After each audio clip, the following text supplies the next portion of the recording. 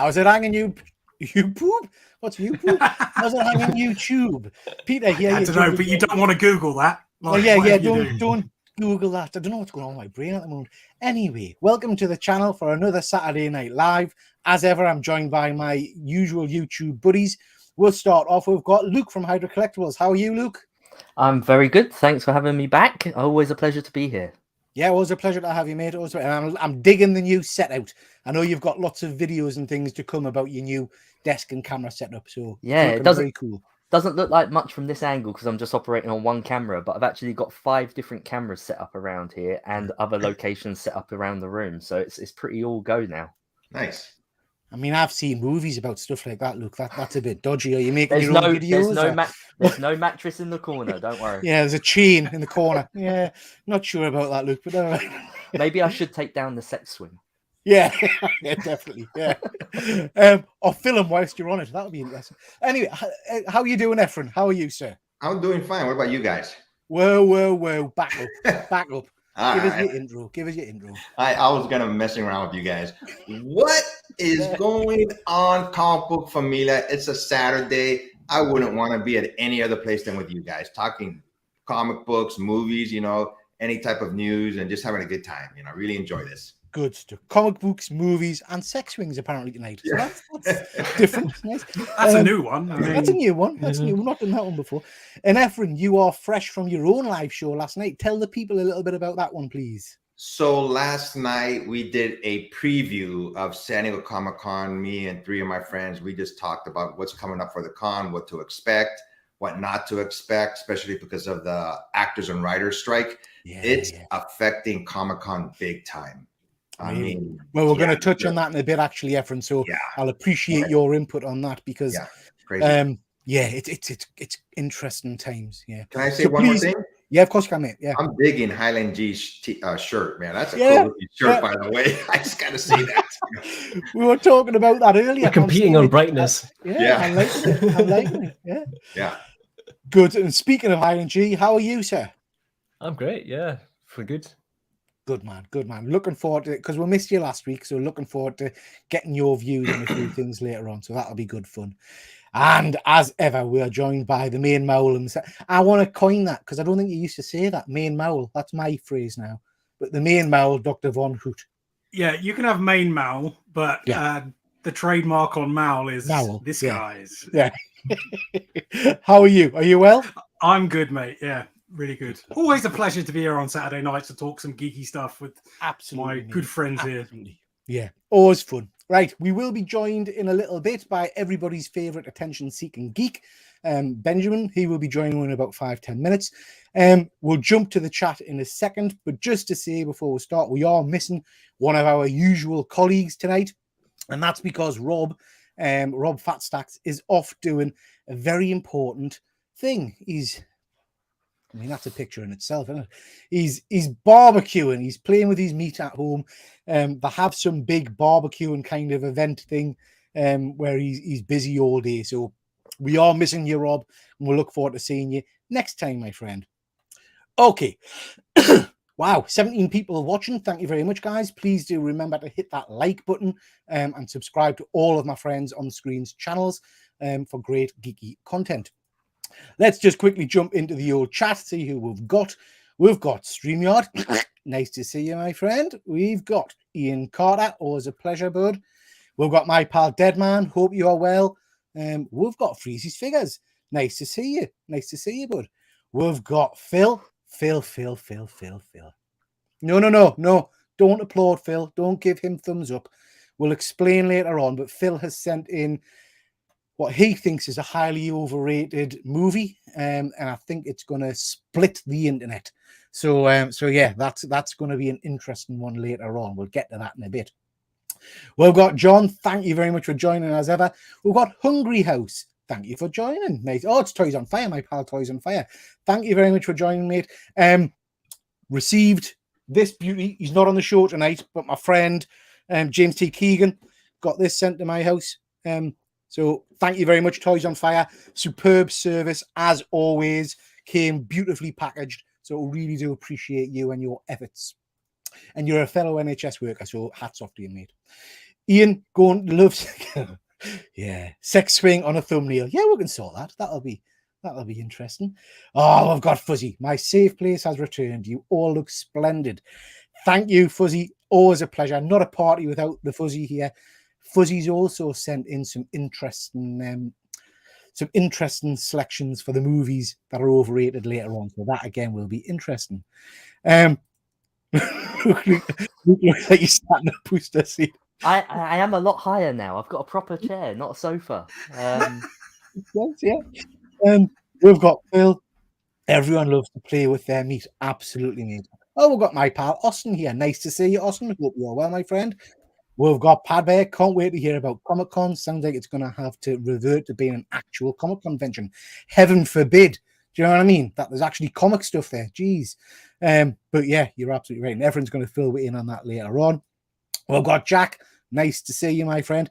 Wow, we've got 20 people here. And we've got good old Chris Bell. Chris Bell sent some stunning artwork in for the Art Attack show earlier in the week. Amazing image of Leah. So thank you very much for that, Chris.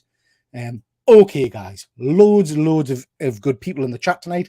Please do hit that like button. And if you're not subscribed, my friends, please do so.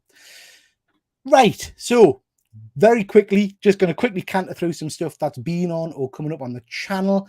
We did what Art Attack show on Monday, which was great fun, focusing on Star Wars. Please do go check that out. It was a great laugh. My image of Darth Maul was atrocious, but never mind. We also did this show earlier in the week, myself, Ben, and James T. Keegan, where we looked at 1/6 scale action figure news. Some great figures released lately, so check that out. Luke, what are your thoughts on that Mondo and Prince Adam? He looks fine. It's just I haven't even got a He-Man yet, so I'm not Yeah, I'm not even not interested in the slightest in getting a Prince Adam until I get a He-Man figure. Yeah, I think it's a very strange choice, to be honest. But yeah, it was pretty cool. It was pretty cool. And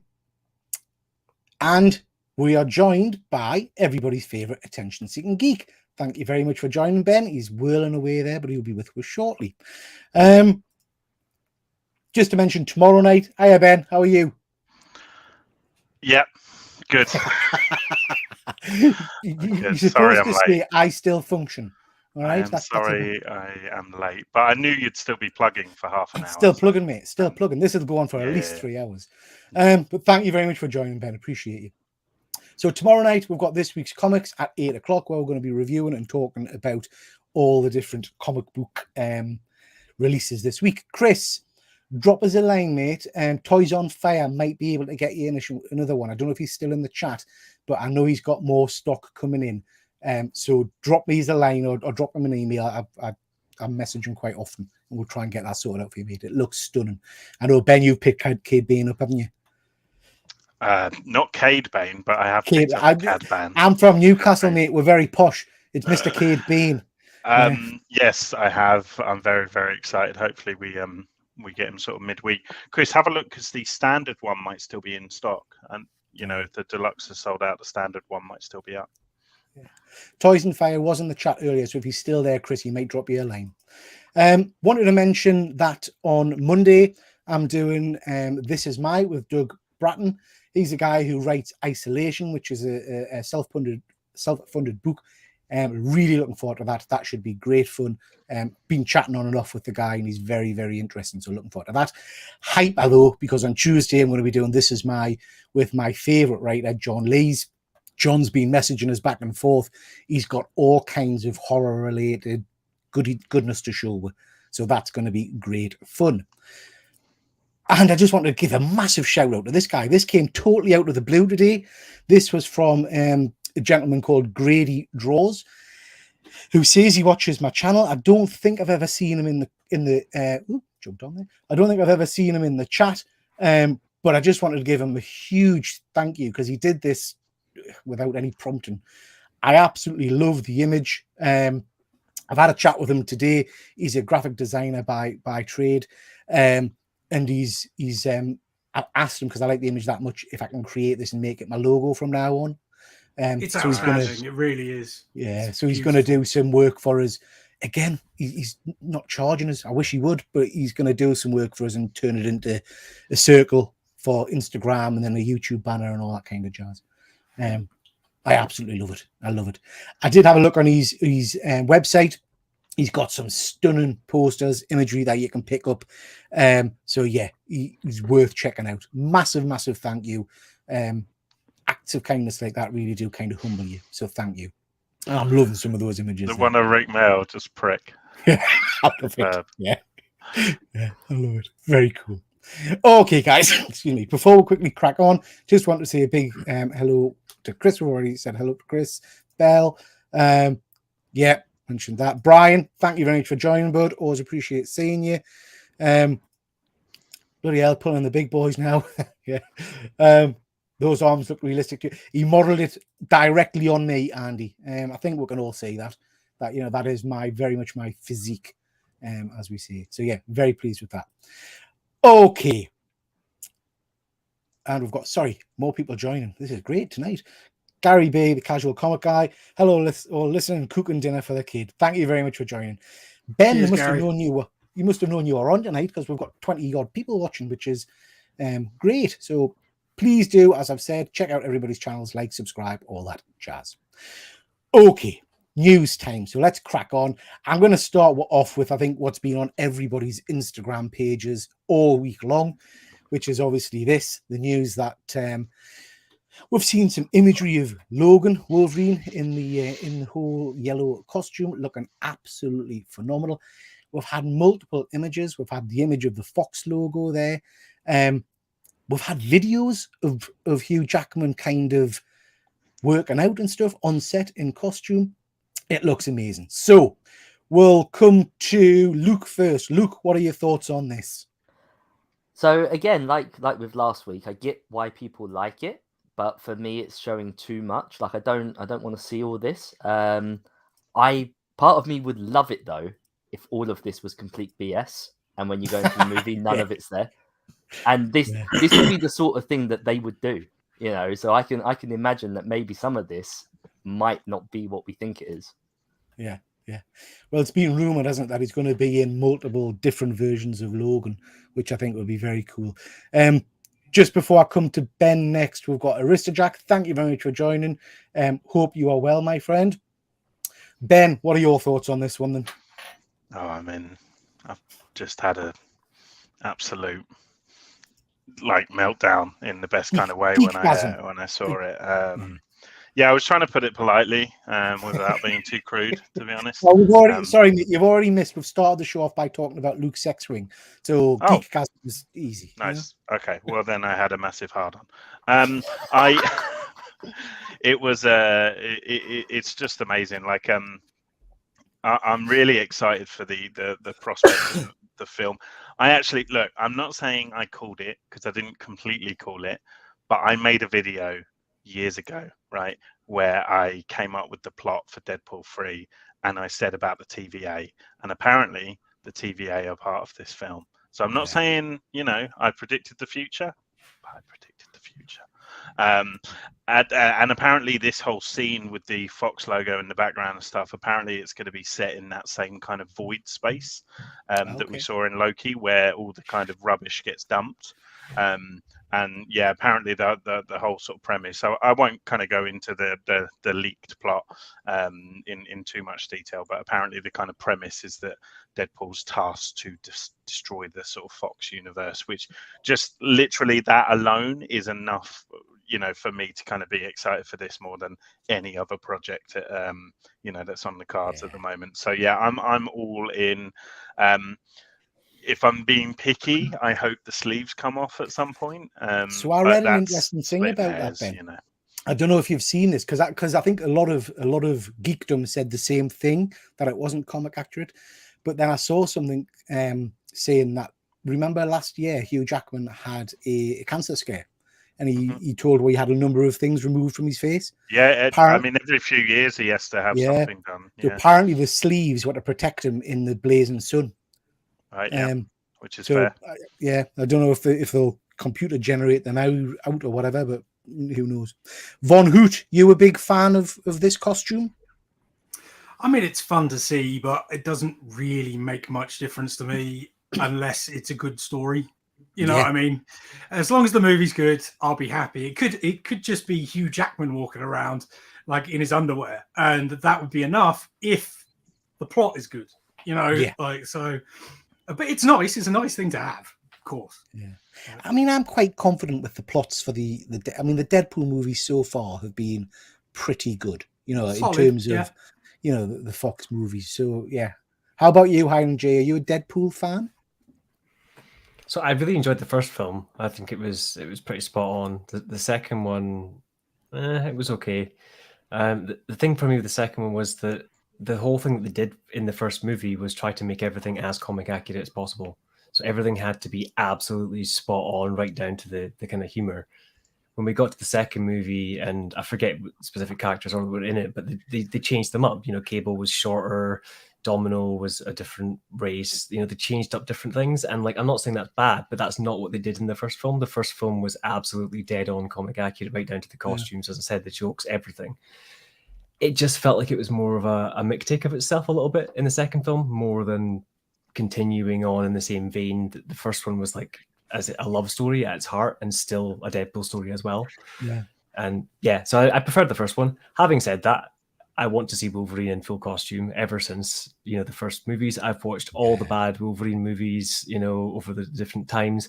And I love the sequence where in one of them he's in the airplane and he gets given like a suitcase, and you see the kind of like the cowl in a suitcase, and it looks that leathery kind of yellow.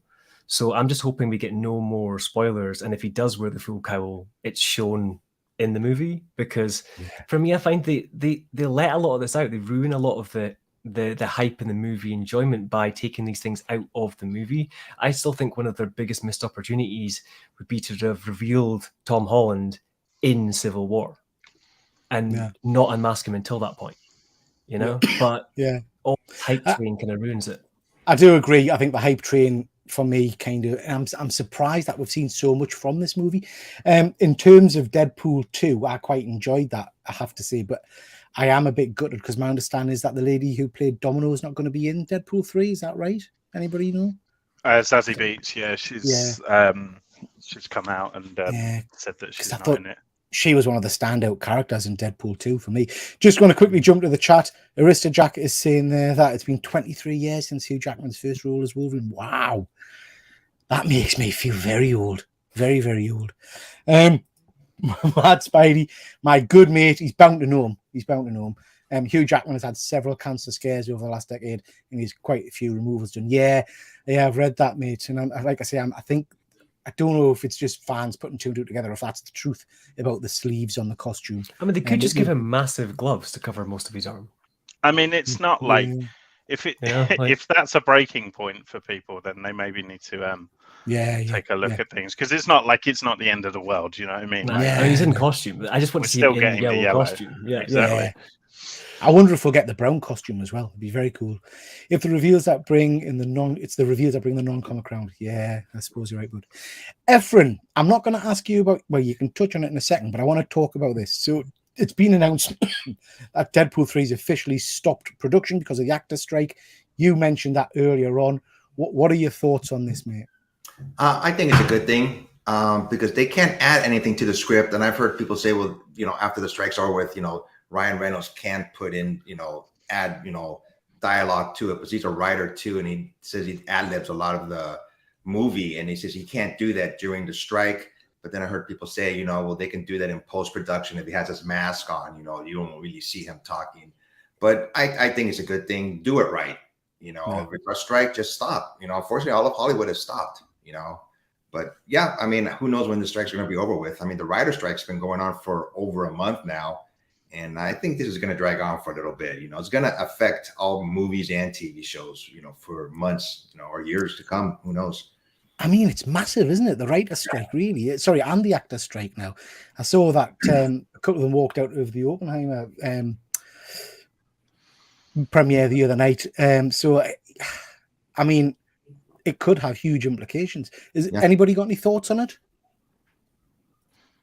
Well, what thoughts are there to be had? I mean, it's you know, people are getting the piss taken out of them across the board, you know, by these large corporations and these heads at the top of the corporations. And you know, I'm in full support of, you know, any kind of action, you know, that and it's like people don't want to do this. People lose out by doing this, you know, and it's but it's kind of when it gets to the breaking point, you know, sometimes this sort of action is required. So yeah, in full support of it. And to be honest, I think media and stuff, we're so you know, we're flooded with content at the moment, and you know what, having, you know, 3-4 months or whatever of a bit of a break might do us some good. Yeah.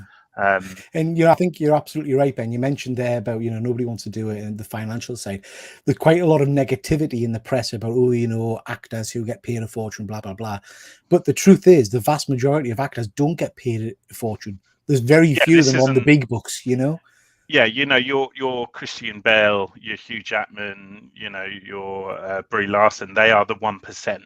You know, and it's the other actors, it's the extras, it's the, you know, sort of walk-on parts. It's and about things like safeguarding the future at the end of the day. Exactly. Isn't it? I mean, they need to do it now to make sure that in the future it doesn't get worse, and it will get worse because all these companies care about is making money, because that's the nature of them. I mean, it is what it is. Yep.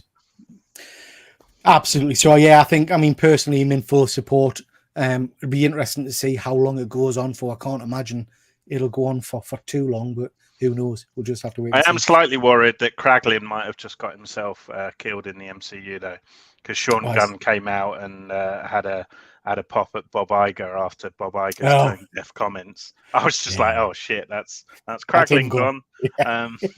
Yeah, no longer part of the New Guardians. Yeah, great. Listen, guys, we've got 26 people in the chat, which is unheard of. So please do like and subscribe to everybody's channels. Hit the bell notifications, you know the drill, all that kind of jazz. Luke, we'll start you off with this. This is some of the casting to the new Superman movie. I know Ben is a massive Superman fan, so we'll come to him in a bit. But we've had quite a few characters, and these are confirmed. What are your thoughts on these? I have no idea that any of these happened until you've just shown it now. So the DC guy at the top there. Let's have a look. Who's actually there? Yeah, I'm probably the worst live reaction people as live reaction. Live reaction. Finger on the Hydra Collectibles, finger on the pulse. Von Hoot, are you aware? Are any of you aware of any of these characters?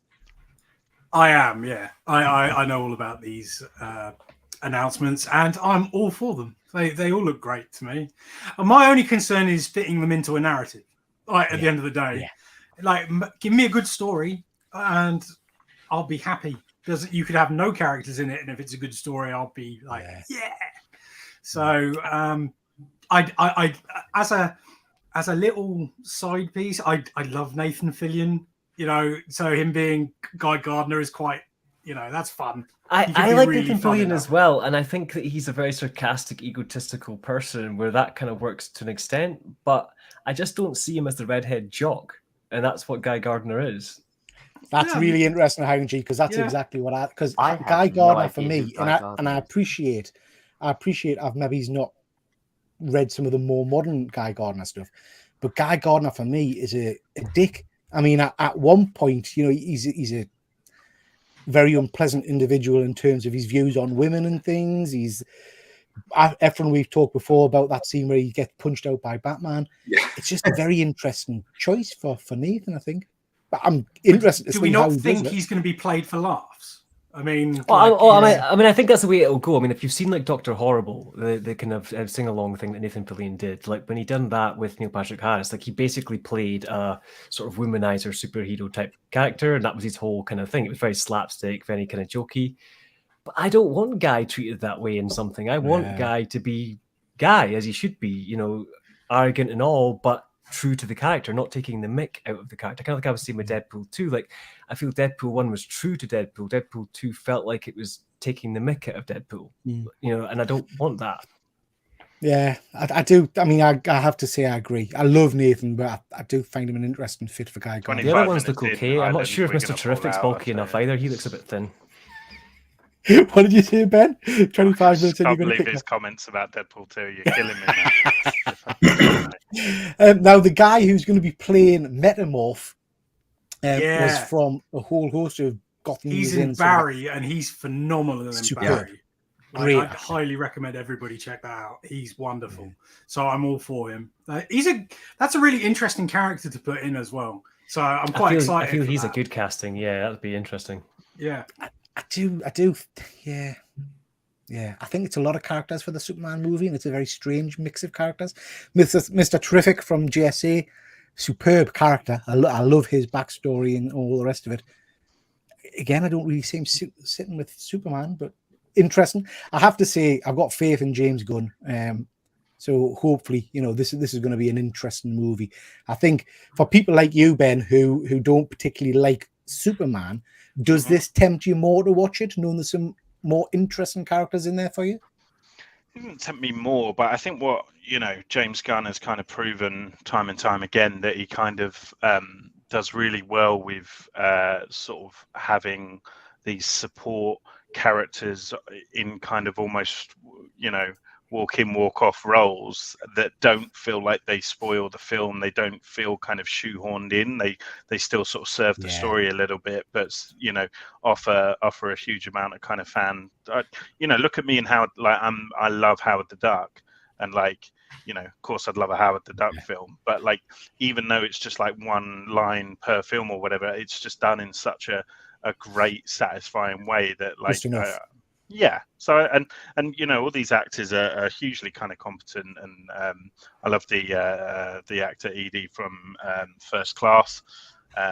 So I honestly don't get scared about a cast that's got too many people in, because I think these will be like a one or two scene situation. Yeah. Like I really don't think it'll be a lot. It'll just be a kind of nod to the fact that Superman's in this kind of super world as well as because we're not getting an origin story, life. so it makes more sense with that. Do you know what I mean? Yeah.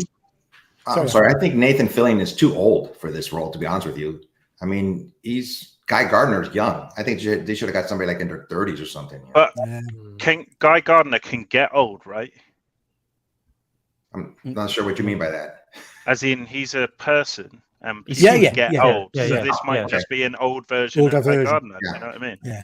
I mean, Deadman is mentioning there that Nathan does the voice of Hal in some of the cartoons, and he would be perfect. But I could see him playing a cocky, kind of arrogant fly. Yeah, I think he fits Hal. That works well.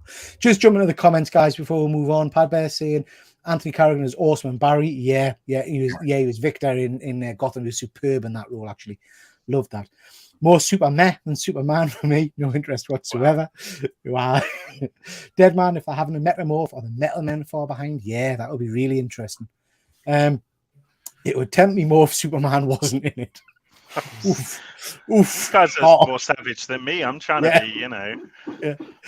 I wouldn't know Hawk Girl if I woke up next to her covered in feathers. Same with Metamorph. I think the latter's probably more possible for you, Fuzzy, to be honest. Yeah. You got more of a chance, I think. And we've got James T. Heyo indeed, James. Nice to see you, my friend. Okay, Luke, you're going to redeem yourself with this bit of news, all right? Right. So it's Spider-Man kind of related, all right? The big death we had a couple of weeks ago, she got better, which was lucky. And she's got a new issue 1 coming out in a couple of weeks' time, where she's been resurrected as a mutant. What do you think of that? This didn't have to be in a Spider-Man book, did it? I mean, I know the Spider-Man stories are getting pretty bad nowadays, but shoehorning this in there, it was just completely uncalled for. And we all knew what they were doing. We all knew where this was going. Let's just be thankful it's done. Yeah, pure cash grab. Me and Ben were talking about this yesterday, I think it was. I personally get angry about this because and I mean this in the nicest possible way, gentlemen, but we're all veteran comic book collectors. We know how the comic book world works now. But for some young kids who have just come into Miss Marvel from the Disney Plus show or whatever, or who might not know how the revolving door at Marvel works, they'll have been upset about this. They'll have rushed out to buy the issues and all the rest of it. It's a pure abusive cash grab in my mind. Almost, it's just shit. I just think it's shit. Anybody else got any views on this? Anybody excited by this? Oh, I knew it was coming. I knew she was going to be back, but I didn't know she'd be back so soon. I thought it would be at least half a year, or when the Marvels movie came out, at the end of this year. I must say, I do like her costume. Yeah. Anybody else? I'm excited by two elements. I'm excited by the fact that they're going to obviously reflect the sort of MCU route and have her kind of integrate into the X-Men. And I'm also excited because Aman Vellani, who plays Miss Marvel, is going to be co-writing this, which is it's intriguing because, as far as I know, she hasn't necessarily got a wealth of experience in kind of writing work and stuff like that. And I think that's maybe why she's the co-writer rather than thing. But I feel like after watching that series, like she just completely grasped that character, and the spirit of that character. So if she can inject some of that spirit into the books, then she was a fan, wasn't she? She was a fan before she even got the role. So yeah, I'm excited by that. I think you're right. She'll need some help with, well, I'm presuming she'll need some help with the narrative in terms of actually writing a comic, but in terms of ideas and excitement and love for the character, I would imagine that'll just spill onto the page. It's definitely the most interesting thing about it is her role. The whole coming back from the dead thing is awful, but at least there's something interesting there with her taking over the reins. And it'll be the way she talks, like Peter, for example, would not be able to write a 14-year-old girl because he doesn't know how they talk. Doesn't even know how a guy in his things like that, isn't it? 20s talks. Boy, no. Oh Jesus, stop! I think they say ayo. Ayo, Nobody says that. There's one person who says that. So yeah, I think from that angle, she'll know what is natural to say. So I think I'm looking forward to it. And look at Paul Dano's work on the Riddler book. It's impeccable. So yeah, it'll probably feel more accessible for people who this book should really be aimed for in terms of that age bracket. Do you know what I mean? So yeah, I think it'd be cool. Punisher. Now, we've just come to the end of the Punisher series. I'll come to you, Efren, with this one. This is the kind of the teaser of something that's going to be announced at San Diego Comic-Con. What are your thoughts on this? I mean, first of all, I like the costume. It looks more like the original Punisher, chest plate a little bit more than the one that he did previously from his last comic book. I think so, at least. I'm curious to see who this is. I thought it would be Frank Castle. I don't know, who it's going to be, but I don't think anybody can replace Frank Castle. So I don't know. I think Frank Castle. I mean, no spoilers, but Frank Castle's story's kind of gone on a different route. Fuzzy's saying there, I think it'll be an unknown character, probably a person of color and possibly female. I think Marvel want to distance themselves from the right-wing idiots adopting the symbol. Yeah, perhaps, mate. I mean, I was looking at the costume. Yeah, me too. But I was looking at the costume and I was thinking of the guns in particular look quite futuristic. And I don't know, but I was leaning towards someone like Cable or Deathlock. I wonder if they're going to take on the role in some way. That's an interesting idea. I could see it. Those guns particularly, you're right. They're very sort of future tech. So Cable's story is so similar to Frank Castle's as well. A story of vengeance and stuff like that. I think it's iBoy personally, but no, absolutely not. Jesus, I hope not. Dr. Von Hoot, you sent us this image of Dracula. I heard about this last night. Yeah, I was jumping up and down in my seat. I was. Skybound have got the rights to the Universal monsters, and they can do no wrong at the moment with their Transformers and all that. So I'm like, sorry, mate. So Skybound have got the rights to all of them. Yeah, the Universal. All of them. That's friggin' amazing. So a really Skybound cool. Image though. Skybound. They're a division in Image. Right. Okay. They're Robert Kirkman's division. Kind of like Marvel Knights, sort of. Yeah, because it's the way Image is based. Is they're all little companies in a subsidiary, I think. Right. So that they work independently-ish, but it all goes through the image. It depends on banner. who you report to, basically, and what support you get. If you go under the main image banner, you do a lot of stuff by yourself. If you go under one of the sub banners, you get support from that group. So if it's Kirkman's group, you get support and guidance from Kirkman, but he takes more of a cut, basically. But having the Universal banner, It's that's wicked. friggin' massive, isn't it? That's Yeah, it's exciting. huge. Like Dracula with Tinian on, I'm there day one. I just want to know what that's going to be like. I mean, we'll That see. cover for me's got us straight there, to be honest. Yeah. That's what I'm So- thinking. They're going old in. school with this. How does this work in regards to public domain? Because surely even like Marvel and DC could still do various stories of these characters if they're public domain, right? Sure. I guess It's they just just- can't it's use just the the Universal Universal- Monsters banner. Yeah. Yeah. And Yeah, they're and it's- clearly using the Bela Lugosi likeness. And Yeah, I it's like the that. likeness, and it's like the same reason why like Frankenstein in the Marvel books don't look like the Universal Monsters Frankenstein, even though it's I guess if there's any Frankenstein, it's- continuity, likeness, the outfits, stuff like that they own rights to within it, maybe Yeah. that's what they're, specifically. I mean, licensed. this has got me very excited, I have to say. And I know certainly Ben and Luke are both Universal Monsters fans. I can't remember reading any comic books, Universal Monster based comic books of that universe. So No, this not could be real specifically fun. that universe. I didn't know about this, so I'm thrilled to see this. Did they announce any others, or just this one for now? No, it was just Dracula yesterday, but Okay. they said in the blurb that it was the Universal Monsters. As opposed Imagine to the just variants for this. Oh, yeah. Yeah. It's going to be delightful. Skybound's not off, knocking it out the park. I mean, they've got the Transformers and the G.I. Joe. Yeah, that's what I'm labels thinking. now. Like, well, the only trouble is I'm already thinking like I need to get every single Transformers book graded as soon as they come out, and now I'm thinking, oh no, the Universal Monsters too. I was checking out the San Diego Comic Con exclusive for Transformers 1 on eBay. yeah. It's like 60 quid on eBay already. It hasn't even gone on sale yet. Oh, So yeah, stunning books. Yeah, we're really looking forward to those. You know, I like to update you on food. So I do like my burger slides. I thought this was fun. So we've got a nice cheeseburger there. This is Ben- why I don't come on this show. Ben, I know you're a huge Barbie fan. I would imagine you'll be rushing to get. I thought you were one going of to say, I know you're a huge big- burger fan. you're a big you food fat fan. bastard. No. Um, I would imagine you'll be rushing to get a nice pink burger sauce bun. No, not for you. if it's a camp version of anything, then I want it. Yeah, Do we know what that sauce is other than pink? Pink, just pink, mate. It's just fabulous sauce. it's a bit of a shame it's not a pink bun, though, isn't it? Yeah, Like, we yeah. could have done with a pink It bun. just I mean, if tastes it's icing, that would be amazing. This tastes of pink. Yeah. Yeah. Oh my god. I mean, it's at this point in the show I normally get Efren and Rob to hang their heads in shame. And this is what you've brought to the world. To be fair, these are from Thailand and Brazil. So, yeah. My wife that- loves cheese, so she'd be all in for the Thailand cheeseburger situation. I don't These understand how slices. they can call it a cheeseburger. It's just slices of cheese. That's what it is.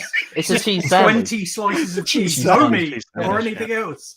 Ooh, but you know what? Ridiculous. Stick that in the microwave. Nice It big would just- melted cheese. You just have It's a bit. molten cheese. There'd be nothing in there. Sound. You need to be on a list. I'm telling you, that's wrong. Fuzzy, I get most of my news from you, mate. You know what I mean? The sauce of burgers. I can't read that. What's that? Tara Masalata. I don't even know what that is. What's Tara Masalata? Like a spice, isn't it? Not sure. I don't know. I'd 100% buy into that Barbie burger. Nah. Phil needs beef. I've heard that before about you, Phil. Okay, guys, that's the end of the news. Just going to quickly touch on what we've been reading recently. I wanted to mention these. Night Terrors has been absolutely atrocious. Any of you guys read any of the Night Terrors miniseries? Not yet. Oh, I've read like the first few that are on the app, which is I think Night Terrors 1 and the Batman 1, and there's another Night Terrors. And I didn't hate it as much as you did, but I did think like the art in the main one was just like, dreadful. what are you doing? Like, Yeah, why? dreadful. The Batman had better art, Yeah. if my memory serves. But Yeah, I'm there for it. I'm gonna read it, but Yeah. I'm not convinced it's gonna go anywhere that will make a lasting impression or matter. Sorry, Efren's still using a ringtone from 2002, and it's really tickled me. Yeah, but he probably doesn't know how to change it. Chris is saying Taram Salata is Cod's eggs, the dirty bastard. It better not be. Is that what it is? Oh, I gotta Google that now. What? Just little cod babies. Yeah. Ravager, yeah, I read that one as well, Padver. Enjoy the Teen Titans. Read the first Ravager's shit. Just quickly go on these. Enjoy the Teen Titans. Back to the old days. Yeah, we'll touch on that in a second, mate. And Night Terrors is shocking as the art is. Yeah, it is. Art, yeah. It is. Yeah, It's- I mean that Now- cover, that Cod more eggs. cover for Shazam looks nice. Yeah, it's cover sales. Now, Like- as much as I was negative about it last week with the issues last week, I have to say I read Shazam there. Not a character that I'm particularly interested in, but I loved this issue. It was what I'd hoped the rest of the books were going to be.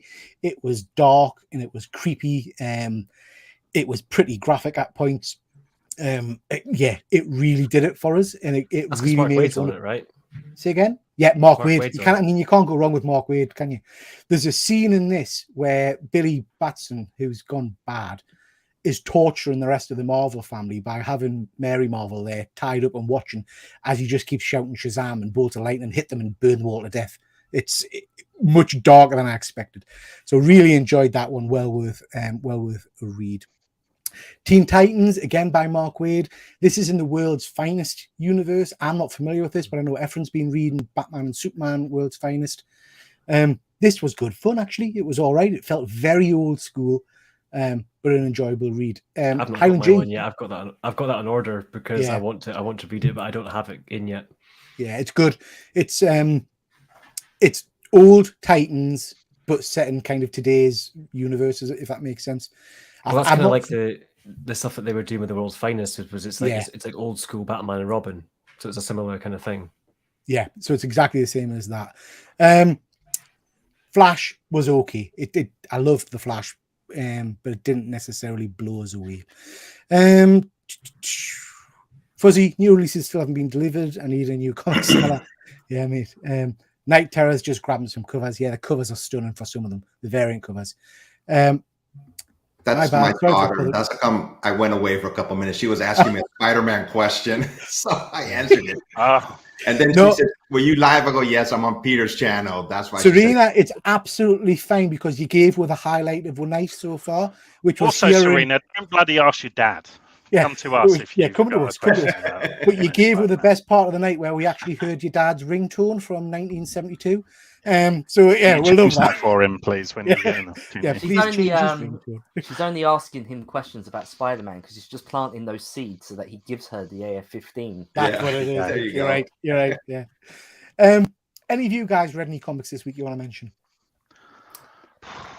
X-Force, I think I read. That was probably it, I think, last week. I've been enjoying that so far. That's been quite a fun. Yeah, I'm fun loving it. It's a job. return to form. You know, this whole alternate versions of Beast, Yeah. kind of bad Beast futures and stuff like that. It's been a lot of fun. Old And Man it's Quentin Quire. I was going to say All it's in. got Kid Omega in it, so that'll go down well for you, I suppose. And it's just like all Kid Omega stupid shit, like him making psychic like limousines and stuff like that. Like it's great. It's kind of, for me, it's like X-Force at its best, to be honest. And it looks like they're going to revisit the kind of seed that they placed a while back with the Colossus story with his brother coming back and things. So I'm Oh, I looking haven't forward to seen that. him for ages. What's he called again? Is it Rasputin, the Rasputin Susanna, Summit Russian. Something Summit Russian. Vlad. Is it Vlad? Vlad? Okay, Deadman is just saying, wants to say thanks to Highland J. Reminded me about the Titans Hunter graphic novel. Great book, that, yeah, really good. And we've got Comic Cap Collectibles. Thank you for joining. Always a pleasure. 27 people watching. Jesus. I'm not even giving anything away. Please go and hit the like button and the They're all subscribe going to button. leave now. Yeah, Oh, everybody's I thought off. it was a giveaway. Yeah. Please like and subscribe, and please do check out everybody that's on the channel because they all do great content. Phil was tempted to get into the Krakoa era anthology trades paperbacks, but apparently they ended too. So difficulty to get into the X-Men books. I have to be honest, mate. I would stay clear. It's painful to read the main X books at the moment, if I'm honest. Just wanted to mention this. I already mentioned it, but to mention it again. If you want to know more about weekly comic books, we're going to go live tomorrow. So are we moving past the comics now? Yeah. Unless you've got anything you want to add. Have you read something? Have you read something? Yes. What have you read? What have you read? Well, I've read most of Crimson Cage now, which I'm going to save for GP's talk. Yeah. But also last night I read the first two volumes. GP's talk, like it's a university lecture. You mean he's yeah. He needs that for the show, doesn't he? There you go. Like he's doing a TED talk on Crimson Cage. Comes in with a suit and a laser pointer. I'll be really disappointed when he I doesn't would not do let that GP anywhere near a school, personally. Sorry, mate, you were saying. Yeah, last night I read the first two volumes of a book called Heartstopper, which is a series on Netflix as well. But it originally started as a webcomic, apparently, and Badger's well into it. She loves it, and I didn't actually realize it was a comic. So when she told me, I was like, "All right, I'm going to read it." And it's incredibly. I mean, it's young adult, sort of LGBTQ2T plus content, but very. It's quite easy read. Like I literally went through it, and it's really, really well written, and like adorable. Like is how I would describe it. It's really touching. I really, really enjoyed it, and I think everybody should check it out. Yeah, my daughter got us into those books. She got the first, I think, 4 or 5 volumes a little while ago, and I read the first 2, I think. And you're right, incredibly well written, very, very emotional, I would say. It's emotional, but it's also really well observed. I thought. Not just the lads who fall in love. It's like the yeah. They've done a Netflix show about it as well, I think. He's playing Wiccan, isn't he? In that's right. That's right. Yeah, really good books. You're right, Dr. Von Hood. Very, very good series. Anybody else read anything before I move on? I read the third volume of Norman, which is what I've mentioned, I think, before. It's basically, if you think Rugrats, but there's one member of the class that's a serial killer, and it's trying to get to be a better serial killer. You have not mentioned this because I would remember I've not heard this one. Well, I've maybe not mentioned it on this group, but I've mentioned it on a live chat before. But basically, there's little kind of European style like albums, and there's only kind of 3 of them, and the basic premise is you've got this school class, so it's maybe like 7 or 8 kids. They're all quite extreme stereotypes. You've got the young kid, you've got literally a homeless child, you've got a kid living in a trailer, you've got all the different kind of like as stereotypical as you could kind of go, and you've got this one kid who basically wants to be a serial killer, and he used to have like a sort of devil and angel kind of over his shoulder, kind of as like friends kind of thing, but that didn't last more than maybe like 2 pages, and the devil one kills the angel one, and now he just follows the devil one, training him to be a better serial killer, and he kind of judges himself by whether or not he gets caught and how well the body is hid at the end of the day, and he just kind of references various serial killers as he's going through. That's good because I watched it in X film, or I read it in X books. Well, how come this didn't work? Because I tried this, and it literally looks like Rugrats. It's very slapstick. There's not anything overly sweary or adult. It's kind of a teen feeling thing, but it's basically just what if Rugrats had a serial killer in their class? That sounds phenomenal. It's called Norman. So the latest one that I read, the 3rd volume, is called Revenge of Grace, and it's one of the characters that he tries to take him back on. But sounds good. Fun. Sounds good. Speaking of serial killers, Luke, have you read anything lately? Or? Wow. Yeah, I'm not gonna rise to that. So normally when you guys say about what we've been reading, it's normally more modern books. It's normally like present stuff that's just come out of the shops. But I've gone back and reread some of the Mirage Turtle stuff. Starting right from the beginning. And like you kind of forget a lot of this stuff. Like Shredder is killed off right in that first issue, and he doesn't come back until issue number 10.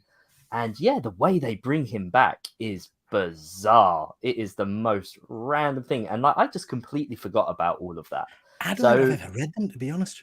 I want to encourage people. I'm not going to give it away, but go back and read just like those first 10 issues and see how they bring Shredder back, what they were smoking, what sort of thing they came up with. It is truly bizarre. So I have to go and check that a out. recommendation. I don't think I've actually read the first Mirage series, to be honest. I've had them for years and just never got round to, not the original books, obviously, but Yeah. copies of them. And I've never got round to it, but now I'm intrigued. I want to know. Well, I think happens. it's because there was such a short period of time, right, from the comics being created to the animated TV show being made. So everyone just kind of jumped on the animated TV show, and a lot of us grew up with that, and that's the Turtles for us. I have read these before, but a long, long time ago, and I completely it's blown my mind going back and rereading it. Very bizarre. Good stuff. You've got us intrigued. I'll have to check them out. Efren, anything you want to mention before we move on? Getting back to Professor G.P. Vennon's show, we just read Philadelphia again. And that's a really good storyline. It's by Rodney Barnes. Basically, vampires, they were founding fathers, and if they were vampires, what would happen to Philadelphia? And they called this book Philadelphia. We read the first 6 chapters. I had read it when it first came out. I reread it again. It's a really good storyline. I highly recommend it. It was great. It was. I think it's the highest rated book we've done on his channel, isn't it? So it was very, very good. Like I say, if you want to know more about this week's comics, please do check out the show tomorrow night, 8:00. Not sure who's on that with us at the moment. Probably Charlie from Killer Comic Show, and perhaps Phil and anybody else that wants to drop us a line. So looking forward to that. Quickly touch on what we've been picking up this week. If anybody wants to show off anything or tell about anything they've been buying, I just wanted to mention these 2 things. I finally got I haven't got them yet. I got images of my commission covers from Aaron Barton, and he sent those through earlier in the week. They're currently with CJC, being yellow labeled. Really, really pleased with those. Love the Doctor Strange one. I think it's absolutely stunning. Thor one, really like that as well. He said the paper on the Thor one, because it's a very limited edition blue cover, it was like wax paper. So bless him, he had a very hard time painting that one, because these are all painted covers. But yeah, very pleased with them. Can't wait to get them in hand from CGC. Okay, anything anybody else wants to show off or tell her about that they've picked up this week? Yeah, I can go. Little bit of a shameless plug, because I have actually made videos about this. But I picked up the Pulse exclusive 94 animated Spider-Man set of Green Goblin and Mary Jane. So like I say, little shameless plug, I have made 2 videos about this that you can find on my channel. But yeah, definitely a Mary Jane figure. Not too sure about who this goblin might be, whether it's Harry or Norman Osborn. So give my video a watch and let me know your thoughts.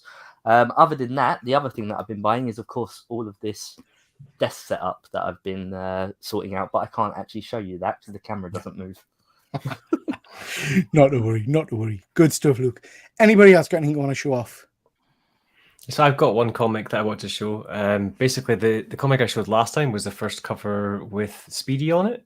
And in a similar kind of vein, this is the first cover with Arsenal on it. Oh, yeah. Nice. I hate how the light kind of does that, but yeah, you can see there.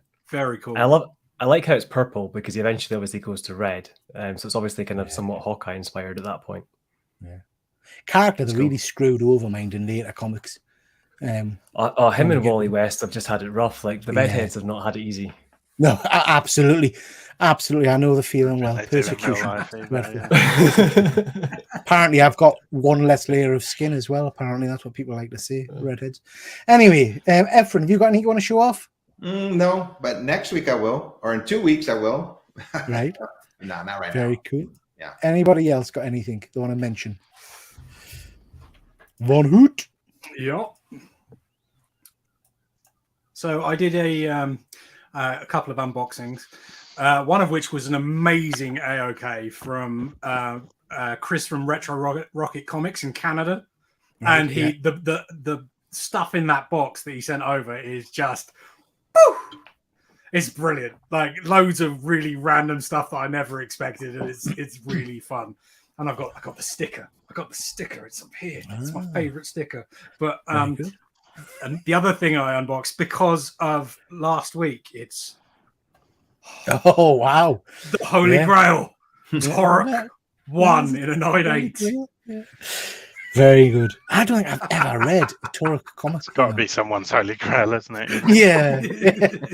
I'm pleased. I didn't know it was little anything but a game. Yeah, yeah, yeah. Yeah, as a Oh comic. yeah, no, Torok's been around forever. Like he Yeah. was like a golden age character, wasn't he? Yeah. Very Yeah. cool. I mean, I remember it from N64 days of gaming, like going back Yeah. that far, but I Yeah. don't remember it as a separate franchise. I just played it in the games. Yeah, no, I mean this one was from '93, and the joke is, of course, that there's a billion copies of Torok Yeah. 1. Yeah. So like, Right getting it in a alongside 9.8 Darkhawk, easy. right? Yeah. Yeah. We'll have no Dark Hawk passion on this show. I've got 3 copies of that, and that's my retirement fund. Anybody else got anything on a show? Benjamin? Oh, what's that? Hang on. That does make you big, Ben. Oh, Von Hoot's having his brew. I can't. In your own time, Peter. I can't drag you over. all night. I've broken you. There you are. There you are. Right, there you go. There's a little tease. Uh-huh. It's the main attraction here. Oh, Little friend. wow. I like that. Say hello. Hello. Flawless, Ben. Yeah, Flawless. you need to work on that, but there's Yeah. loads of fun to be had with that thing. That's amazing. Face. So I bought this right with the intention to try and customize him into a Scarface from the Batman comics and do a ventriloquist cosplay that I've wanted to do for a very long time. But I really I've just fallen in love with him, how he is. Yeah, it's amazing. And I'm almost like not wanting to change him at this point, to be quite honest. So I don't know. I've kind of maybe have changed my plans now. He would look very creepy sat on, do you know that plinth thing you got for Kermit? Just kind of sat behind you watching you on the streams. Yeah. Yeah. So so as it stands, I'm probably just going to keep him how he is, to be honest, and put the ventriloquist idea on the shelf again, because I just absolutely love him. So I've just got to do a little bit of repair work to sew up. He's got a hole in his bum, haven't we all? And he's got a little mark on his head that I need to sort of repaint. It's a slappy fuzzy. Come on now. Then I'm going to do some fun little spooky videos and shorts for my YouTube and stuff. And then I also got my Millennium Falcon. Yeah, that looks stunning. You know, if Very you want to cool. see the full experience, head over to my YouTube channels. Good stuff. Good stuff. I like that. Isn't Stein releasing a new horror comic series soon? Oh, I'm not sure. I've not heard of that It's one. his second volume of the last one he did. Came out like a year ago. I can't remember what it's called. It has really cool covers, but I didn't actually read it. We've got Professor GP himself on. Nice of you to join me, bud. I hope you are well. We've just been talking about you. Von Hoot's been enjoying your series of lectures, so that's nice. Okay, moving on now, guys, to what we've been watching recently. A few things I just wanted to mention. Secret Invasion, we'll keep it spoiler-free because I know not everybody will have seen it yet. I just want to say I'm really enjoying this series. I know it's a slow burn. I think it's got some of the best acting we've seen in MCU, Disney Plus shows in particular, for a long, long time. But yeah, it's doing it for me, to be honest. It really is doing it for us. How about the rest of you? Anybody else enjoying it? Yes. Von Hoot's nodding. Yeah. I like it.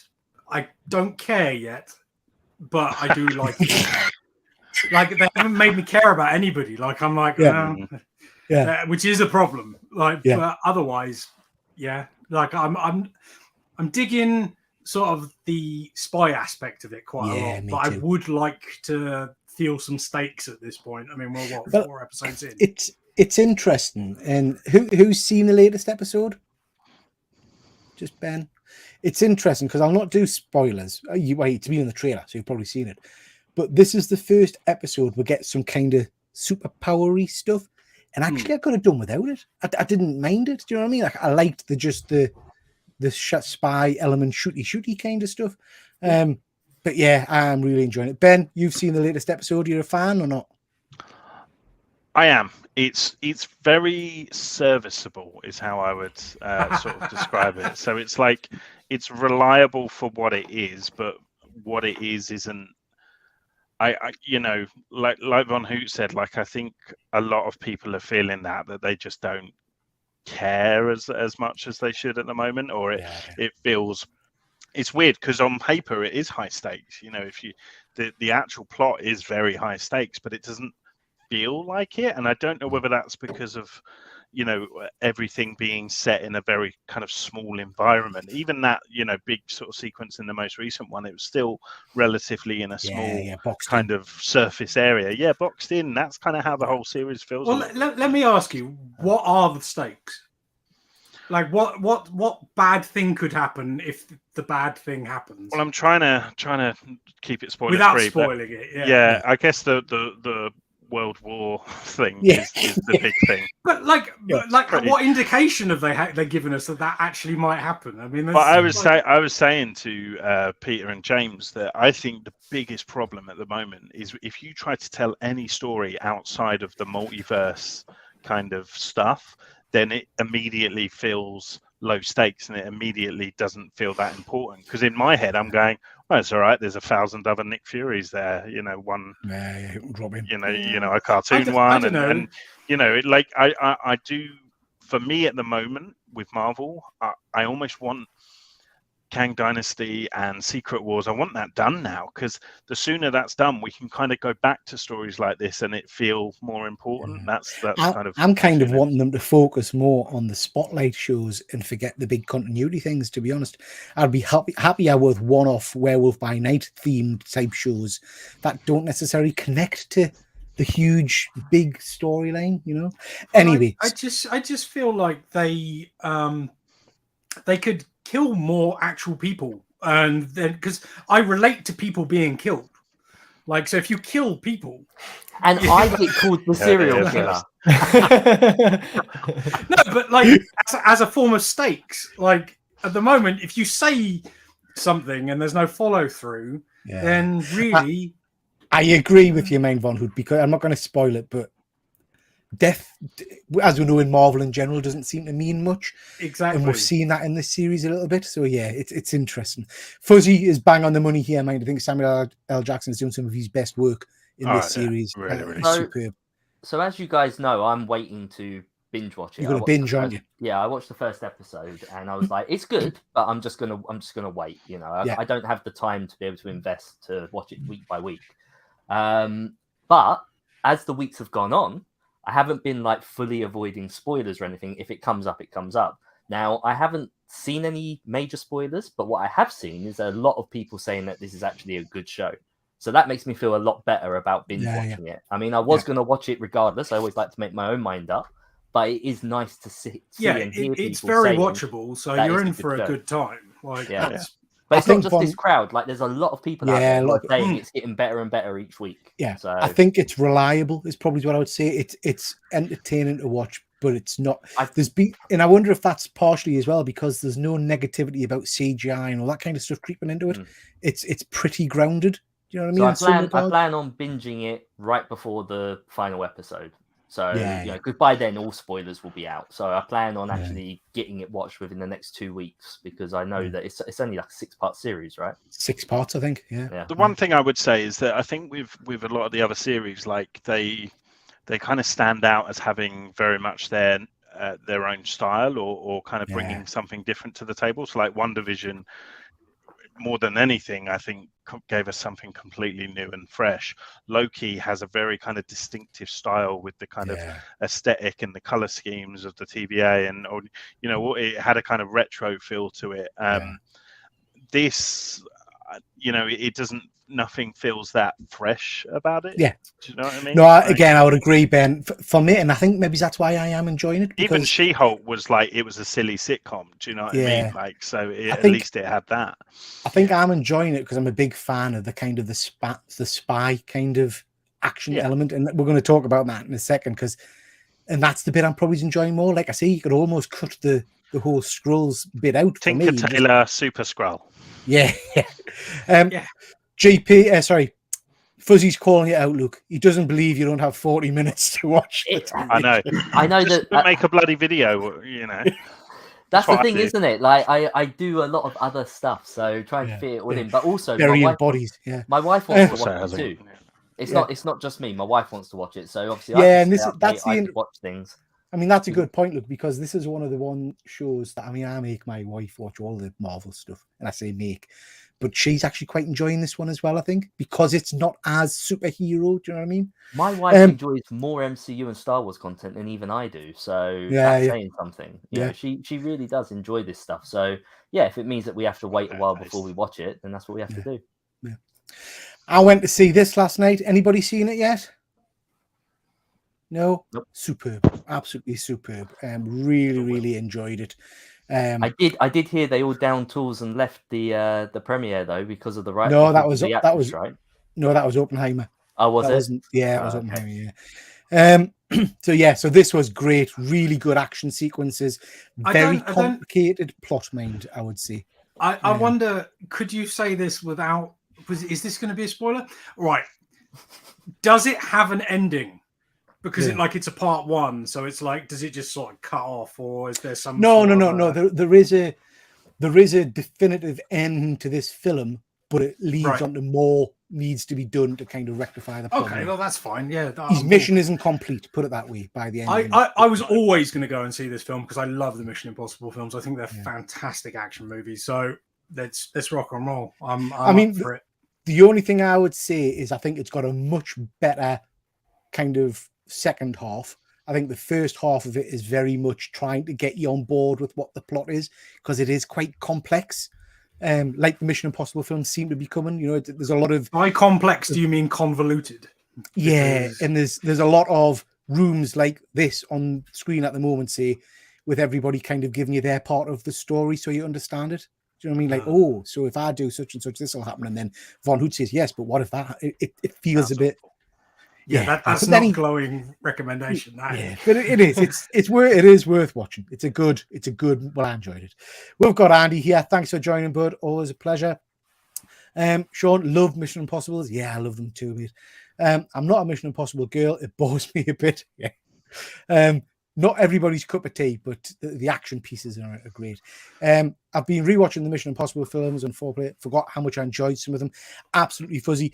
The one thing that I came away from, and me, Ben, I think Von Hoot have talked about it before and all the rest of it, we've talked about the recent Indiana Jones film, and you've got a CGI shot at the start of a dark scene with Harrison Ford running along the train. And it's the worst CGI I've ever seen. In this film, you've got multiple people actually physically running across the train, and it just kind of bookends beautifully. We rely far too heavily on CGI because there was absolutely no need for that in the Harrison Ford movie. It would have looked spectacular if they'd just taken a play out of Tom Cruise's book and done some practical effects for a change. So how many of these films have there been? This is seven. Yeah. So I've only ever seen the first one. Really? 5 and 6 are amazing action movies. Yeah. Like they're really, really decent action movies. And they are spy thrillers, but it's way less spy thriller and more just loads of action scenes strung together with a very loose plot. So if you like action, they're the ones to watch. Yeah. If you like proper spy thrillery stuff, you probably want to start at the beginning. There is a danger.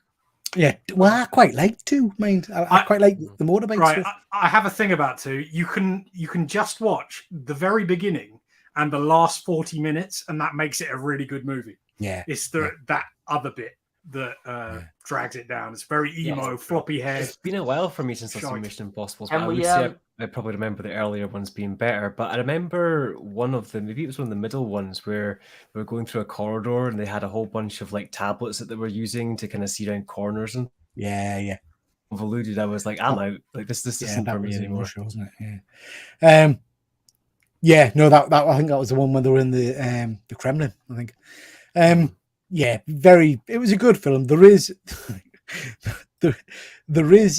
something to be said, mind, that these films are just becoming a mechanism for Tom Cruise to do mad stunts. It kind of feels like the entire film's almost I'm fine with that, just so you know. If we're going to get Tom Cruise to do anything, let's nearly kill him. Yeah. Why not? I don't need to see him act. Let's just do stunts. Are there any without Tom Cruise in? No. No, he's in all of I'm them. out. Yeah. Yeah, he's tremendous. Anyway, if you want to know more about Mission Impossible Dead Reckoning Part 1, please do jump over to Reviews with Rich's channel on Tuesday night at 9 o'clock. Myself, him, and I think somebody else, I can't remember who, are going to be joining to have a bit of a debrief on the movie. Yeah, I loved it. So be looking forward to talking about that. Okay, guys, I'm going to get some chip here. Blue Beetle, the second trailer came out this week. I thought it looked a lot of fun, I have to say. I did quite enjoy it. It's absolutely CGI obscene heavy, but that's kind of what I expected from a Blue Beetle movie. But actually, I thought it was a fun trailer. Anybody else watched it? Yes. I did. Efren, what did you think, Efren? I really enjoyed it also. I like that he's a Hispanic character, and I'm Hispanic too. So and I love George Lopez. The comedian George Lopez is in this movie too.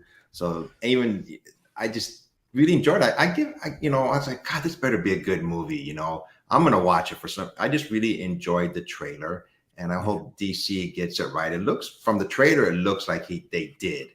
You know, so I mean, the costume looks amazing, just like the comic book. You know, and but yeah, I really enjoyed it, and I'm keeping my fingers crossed for this movie. You know, so hopefully it'll be a good movie. Yeah, I mean, for me, it just looked stupid and fun. Do you know what I mean? It looked like a silly somehow movie. One of those things and not fun. It's a comic book movie come to life. You know, so yeah. I think it looks great. I can't wait for it. Honestly, I really enjoyed the CG. Like I didn't. Yeah. It looks like it's like in the real world, other than his suit, which is what I want. Really, yeah. I want a real world with a little bit of CG in it. Like, yeah. If you're going to do CG, and like the kid is really likable. Like I love that guy from Cobra Kai. So I really hope it's as fun as it looks. Yeah. Luke, how about yourself? Yeah, so it looks like a lot of fun, but two things. One, I feel like I saw the entire film in the trailer. Absolutely. I agree. Like literally shot for shot, it panned out. I feel like I got a beginning, middle, and end. I feel like I know the film. But you know, that's just trailers nowadays, I guess. Yeah. But then secondly, it's very samey. Like we've seen this story before. Like it's always the same story. Whether you're watching something like Guyver from the like manga stuff, or whether you're watching this or an Iron Man film or anything else, this alien technology that takes over someone, and like it just feels like it's a play for play of something that we've seen so many times. Doesn't mean I'm not going to watch it. Doesn't mean I won't enjoy it. But those are two things that really do stand out. No, and I think you're absolutely right. It does, and it's kind of sad in some regards because these characters have been around for a long time. You know, so the villain in this has been around since the 70s, you know, in that kind of big mech suit and all the rest of it. He's one of the first from the original Blue Beetle run, not the kind of the modern one, but he's one of the first Blue Beetle villains. But as soon as I saw him on screen, I thought, seeing that, we're seeing a big mech suit guy all the time. It's just a shame, I guess, DC didn't get these out earlier. Highland G, yourself? See, I was actually quite surprised watching it because I've not seen any of the trailers up until now. So I actually watched the two trailers through, and the first sort of half of it, I was getting a lot of vibes from what I've seen in previous films. So I saw, you know, the Iron Man sequence. He goes up into the sky, it fails, he falls back down again. Okay, we've seen that in Iron Man. You see them in kind of trying to jump off the kind of building, and his suit kind of kicks in. So that's Spider-Man, right? Okay, we've seen those kind of sequences before. But what I thought was really interesting was the elements that I enjoyed from Cobra Kai, like his ethnicity, his family, all the rest of the greater family and stuff being around him, and all the little moments with them where he was like bantering with them when he got the suit on, and like someone trying to get it back off him again. I think there was a sequence where like his grandma picks up a Gatling gun at one point.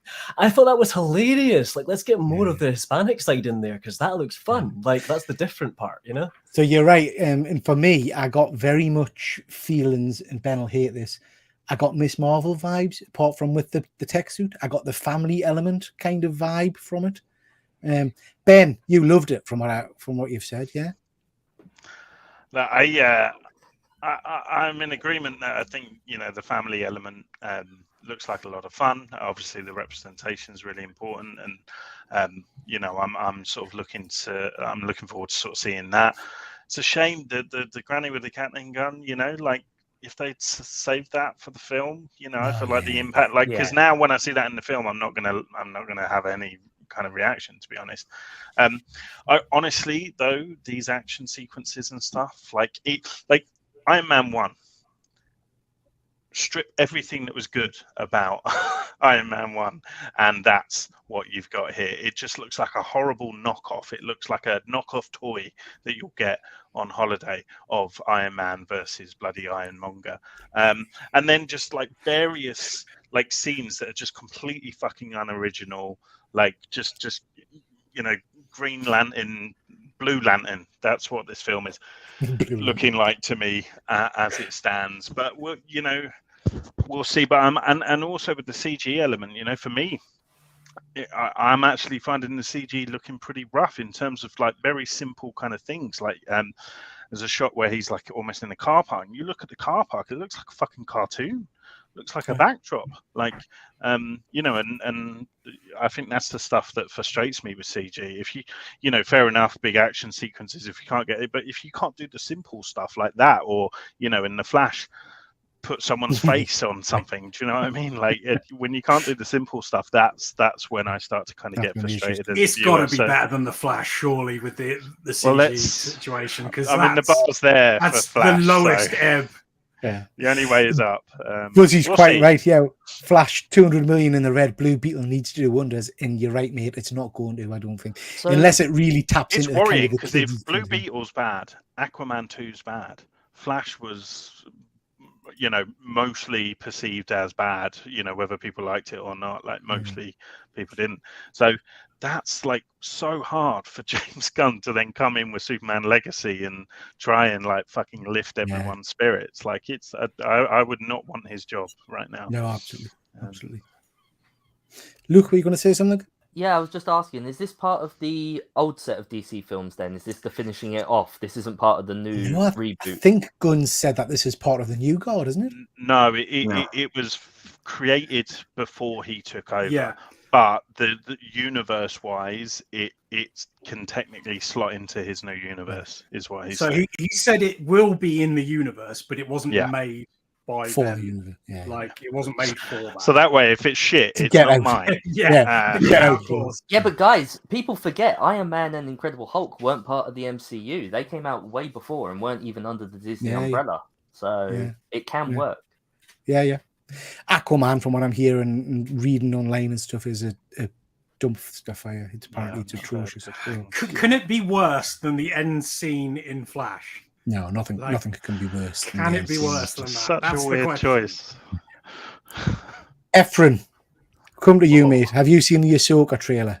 Yeah, I just seen it right before we went on today, and I love it so far. It's just something about Star Wars, just the history of Star Wars, that's what makes these movies special to me. And I'm a really big fan of Star Wars Rebels. I've not seen it when it first came out. I've seen it afterwards. And all these characters, especially Chopper, who I think is one of my favorite droids, who is my favorite droid, I must say. I just love his attitude. I loved that little quick scene that he had in there. And I liked that Ahsoka was almost going to be training. I forgot the character's name already. Looks like he's going to be training her to be a Jedi. And I really enjoyed it. I can't wait for this show to come on. Do you guys know how many episodes it's going to be? No, I don't, mate. I haven't seen it. 8. I think 8, good. It runs up until October. I got my fingers crossed on this one. I'm presuming everybody saw the trailer and thought it looked good. Yeah, absolutely. I was hoping that Mr. T. Keegan was going to be here, but maybe Ben can answer the question. Obviously, this character has been in loads of other Star Wars continuity things before, but has any of this now live action stuff led to any retcons? Because I know very little about the character, but is it worth me starting on that older stuff, like the CGI shows, for example? Or is it all going to get swapped and changed with this? That's where I'm not sure if it's worth investing the time. I'll send you a list. Yeah, I came only across like genuinely though a really helpful list of kind of the key story points for Ahsoka. So that is all still gonna very much be canon. I think there's going to be some scenes in this that are essentially reshots of some of the final moments of Rebels. Right. So they're just kind of reshooting it. So aesthetically, it might look slightly different, but ultimately, it's still the same. Send Because I me think- the list as well, please, Ben, because I've been asking for one for a while. Because I need Yeah, to yeah. know, like Luke, I don't know a lot about this character, and I kind of feel I need to do a bit of homework before the show starts. It's good. It's got like the Hu Yang stuff in Mm. there as well. Who's the droid that we've seen? Who's like a lightsaber expert droid thing. Okay. So. Yeah, I mean, Ahsoka's one of my favorite characters from the animated series. Like, I just really loved the character before it was even kind of brought up in the whole kind of Mandalorian Before it was thing. cool, So- man. Well, I just want to see it in live action in any form. So even if it was badly done, you know, I just Yeah. like being able to see the character in a live action kind of form. Oh, yeah. But I must say, personally, looking at this trailer, it did feel a little bit budget in the sense of some of the stuff that was done. Like there'd be sequences where someone kind of swiped a lightsaber to do something, and it was almost like they were moving too slowly to actually cut that thing that they were cutting, or the sequence just looked a little bit like there was too many layers going in the CGI. Like, not that it was badly seamed or that you couldn't kind of immerse yourself in it, but it just didn't quite feel as immersive as I would have liked. I'm hoping beyond hope that it rekindles my Disney Plus Star Wars experience. It feels very spy, Andy, less Star Wars, you know. Yeah. Andy, we're going to touch on Guardians of the Galaxy 3 in a little bit, mate. But yeah, it was a very interesting take on Adam Warlock. Still enjoyed it, but yeah, it was a different take. Fuzzy, I'll let this one pass, mate, but since you've mentioned it, I love that as well. Yeah, I love that as well. Well, it's only because Did you I know. not see me twitch when he said Yeah. it? If you I only replay, know. you'll see. I only know that James has mentioned the Yeah. animated series before, James and don't know shit. Okay, guys. Then we get this. Wow. I loved it. Wow. I loved. So- I loved it. I wasn't sure. Like when I first heard about this film, I was like, "Do we really need it?" Then I saw the trailer and I was like, "Oh, it looks okay. I could watch that." And then I saw that final clip and I said, "Yes, I am in." So it's interesting you saying that, Luke. I have to say, I watched the trailer and it did absolutely nothing for us. And I don't know why, because I love Willy Wonka. It did nothing for us. And then we got that bit with Hugh Grant, and that's the only point where I actually smiled and thought, "Ooh." I feel like Hugh Grant's making a huge comeback. Like I love him in Dungeons and Dragons, Massive. and I've been watching. Yeah. I know it's a bit old now. but I've been Paddington watching onwards, mate. Paddington. That was yeah. yeah. I've been watching Paddington with the kids, and it's great seeing him in these like Yeah. childlike roles. One of the best films of all time, Paddington 2, just saying. Yeah, love it. I don't get why they're trying Masterpiece. to make Wonka into a hero though, because Wonka was always a bit of an asshole. Well, I think he'll become that asshole, right? We'll see him become who he was in this film. Well, at least I hope so. I just thought, even down to the acting, I just thought the guy who's playing Wonka was just it was flat for me. It did nothing for us. And yeah, Fuzzy, that's one of your finest works, Fuzzy. Hugh Grant. Yeah. I mean, to be honest, Did by the time I anybody- got to that bit at the end, I wasn't interested. I was already out. Yeah. Did anybody watch it and think, "Wow, this looks amazing. I can't wait to see this"? I thought it was good. I mean, it's more of an origin story because the two previous Willy Wonkas, they didn't, what I remember, they didn't really talk about how his origin. I noticed that it was produced, or I think it's just produced by some of the people who did Harry Potter, and I felt like a little bit of Harry Potter-esque of this movie, the way it looked, you know. But yeah, I mean, it grabbed my interest, like Luke said. You know, I looked at it, it grabs my interest. You know, so I'm probably going to check it out. You know. Yeah. So This is amazing. So like I say, watching it, I didn't feel like we needed it, and I think no one could replace Gene Wilder. You know, I'm not even a fan of the Tim Burton version that they done with Johnny Depp. I just don't want to see that. But this looks okay. It looks watchable. I'm not saying I'm not gonna rush out to see it. It's not. So have you not seen the Tim Burton one? You said you don't want to watch it. Have you not seen it? I've seen bits of it, and dude, honestly, watch that film. It's so fucking good, and it's truer to the book than the Gene Wilder one. Like, it really, really good. Yeah. Okay, guys. Anybody got anything you want to add before we move off from Willy of the Wonka? It just No. it just looked very bland for a lot of the trailer, and then the Hugh Grant thing's just a very kind of odd See, decision. I for felt me. like, to me, it felt very Paddington. It felt like that same sort of. Well, yeah, world. I mean, they used the same location that they did for the end of the movie in that trailer. Like, I've literally just watched the trailer whilst you were talking about it, so I don't know what you have to say. But what I would say, At least you're honest, bud. Do your homework. I did forget about Wonka. Well, I saw the beginning of it and thought, Give me your homework diary. I want to write in. And I was just watching it then, and it looks quite bland, but it could be good. If you see what I mean, like the fact that it's directed by the Paddington dude gives me hope, because Paddington is remarkable. It shouldn't have been anywhere near as good as it was. So it gives me a bit of hope that it could be great. But the trailer does not make me think it will be. So the young lad who's playing Wonka, what's he been in? What's he been in? It's in June, isn't he? And Yeah, he's in June. That's what. Yeah, June. That's what I recognise him from. It just doesn't fit the narrative for Wonka for me though, because the story that I understand for Willy Wonka is that he had a factory, it was doing okay, it was doing normal chocolate or whatever, you know. They then were somewhat failing, and he kind of disappeared, closed the doors, kind of thing, right? And when they closed the doors, that's when they got all the Oompa Loompas in that couldn't be seen by the public, and they managed to make all these amazing, fantastical things. And then he tries to reopen again and Charlie and the Chocolate Factory, right?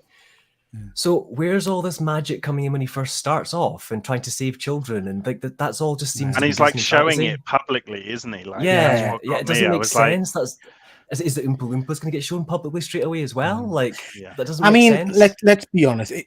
I will say it. It's got some British royalty, and Rowan Atkinson, I spotted in there. So there's quite a few people that I saw would be quite funny. Yeah, I will say it, but I don't know. At the moment, it's multiverse, isn't it? Just slap multiverse on it. Yeah. It's all fine. I love the way you threw in there, Luke. Very cool. Very cool. The Oompa Loompas are getting like Roy Deep was obviously like considerably smaller than like the small people from the original one, and then now it's like even fucking smaller. Like, when's it gonna stop? Just like he was in like the vase, the Beast Rose vase on a table, like. Okay, guys. Right, we're near the end of the show, guys. We're just going to kind of start looking at this. This is where the fighting starts. So the question I asked people was, what movies do you think are overrated? We put no kind of clarification around that, so it doesn't mean kind of overrated in terms of shouldn't have won that Oscar or whatever. I'm not falling for this trap. Yeah, it's literally whatever you think is an overrated movie. As we've said lots of times before, everybody's entitled to their own opinion, and you can say what you want. Unless it's wrong. Please don't attack each other. Chill, just relax. All right. We've been sent a whole host of suggestions via the internet, so I've put them up as screen images. I haven't attributed people's names to them, but if you're in the chat, by all means jump in and say that's one of mine. Phil, we'll come to yours in a bit, mate. So these are a few that people have chucked in. James T. Keegan, I am attributing to him. He put forward The Lion King. As in specifically the live action. Disney, the live action. Well, he didn't really clarify. He didn't clarify it, so I'm not really sure which one he's talking about. But I wouldn't have said that The Lion King was particularly well regarded anyway. I don't know what you guys think. The original is one of the cartoon. Yeah, greatest films of all time. Yeah. Yeah. Well, I'm hoping he didn't mean the original. No, if he did, he's a pillock. Yeah. Like I said, sorry, you said don't attack anyone. I'm sorry.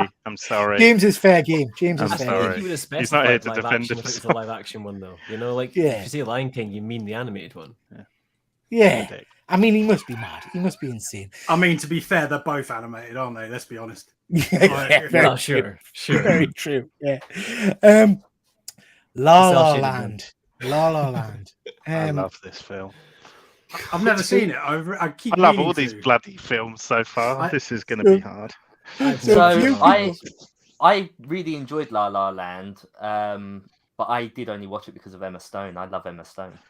Yeah, it's a good reason. I chose this film, and I was squirming at the end. I couldn't wait for it to end. I hated it.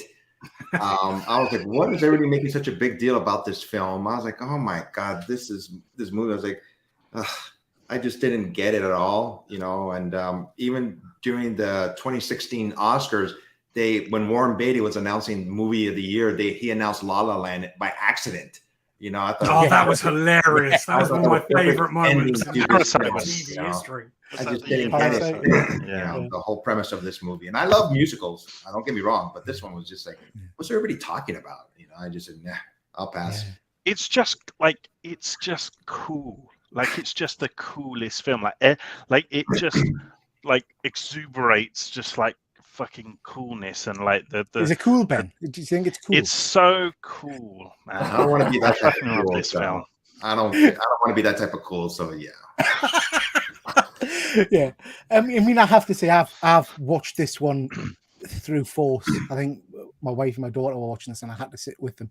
I got very little from it. I have to say, very little from it.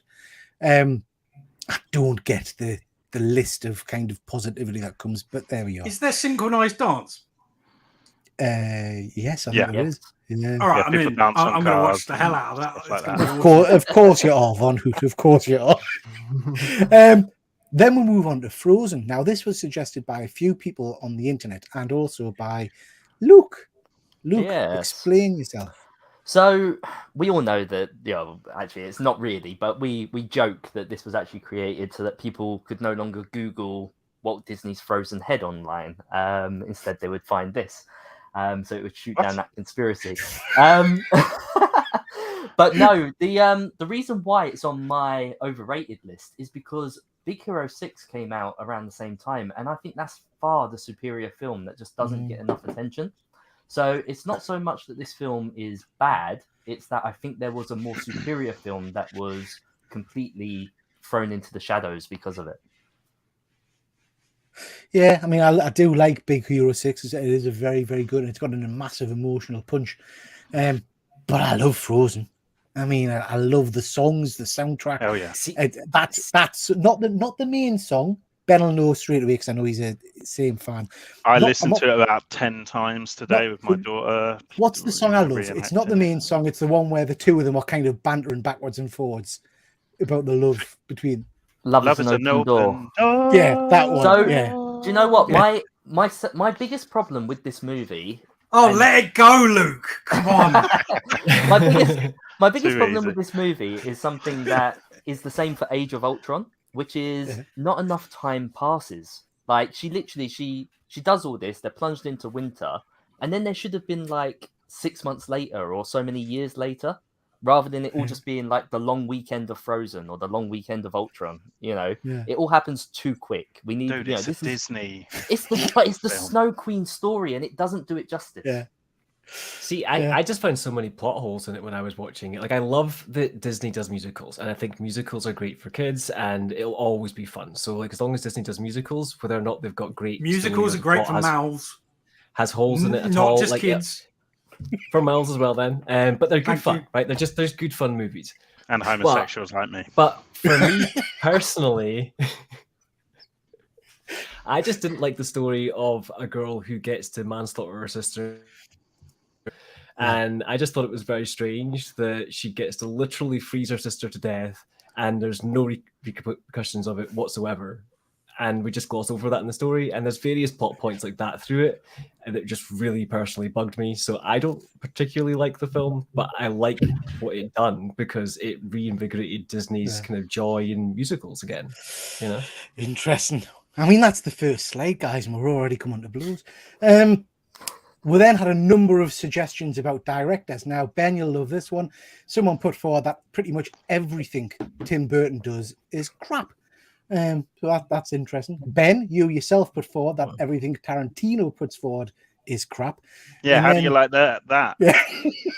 And then someone put forward that Christopher Nolan, I think it might have been Fuzzy, saying 90% of the stuff Christopher Nolan does is cack. See, Shut your face, Fuzzy. These are my three favorite directors.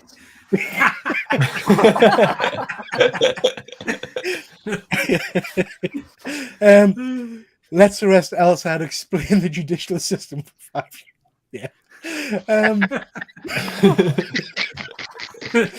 So let's start off with Tim Burton. Surely to God, I mean, Tim Burton did Beetlejuice, didn't he? Yeah. He did. Batman. In fairness, he has done a few rotters, like Big Yeah. Fish. I think He's done quite pretty a bad. lot of rubbish. The Alice Yeah. in Is the- Wonderland sequel. Tim Burton was something that I sent over because it's not so much I don't enjoy his movies, I just don't enjoy them on the level that apparently a whole heap of people have been brainwashed into thinking they're great, because they aren't great. They're only quite good. Like, you know. So I'm going to just quickly double down on what you're Von not Hood's goth saying. enough. That's what it is, Von. Yeah, You're not I'm goth going to enough. double down on what Von Hood's saying, because a number of people actually put forward that The Nightmare Before Christmas was massively overrated. And I know we've got some big fans. I disagree with that. I think Nightmare Before Christmas is actually one of the better offerings. But also, it's not actually my Tim heart. Burton. What is it? I was going to say that's also not his true. technically. It's not And resell actually it. his. It's, yeah. Yeah, well, he likes to milk it though, doesn't he? Do you Like, think and that every one's other respected? like goth. that Whack loves my it. name on the front, like. I mean, Phil, you need to just Batman was at that cack. Are you mad? What? To be fair though, Batman Returns is I pretty. think Batman hard Returns is a better. No, Yeah, Batman you're out of Returns your is a better film. mind. I think that's one of the best Batman films ever made. No. Yeah, I agree. I agree with you, Ben. And I would sequel is say better. personally, when it comes to the Tarantino stuff, like I do love a lot of Tarantino films, but they're about 50-50 where I think they're amazing or I think they're crap. So here's a story about Tarantino. And enjoy some of his movies, and enjoyed Django Unchained and some of the other ones. Can't remember them. Me and my mates went to see his latest one, the one that was just universally praised. Once Upon a Time in Hollywood. Once Upon a Time? No. Utter dog shit. Utter dog. I got to the end of it, and all four of us, literally said, I don't know what the hell we've just sat through. And it got to the point where I literally was because everybody was universally praising it. And you start to doubt yourself and think, I've obviously just missed something, or I'm not intelligent enough. I've not seen it. But the other films, right? that I won't have spoil seen, I've enjoyed. anything. But it's like I think he needs editing better.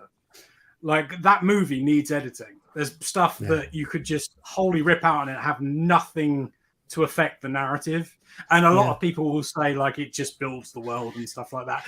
But, like, if you're looking at your watch through it, then it's not really building the world, is it? I like that movie, to be fair. Like, I like most of Tarantino's films quite a lot. Some of them a lot.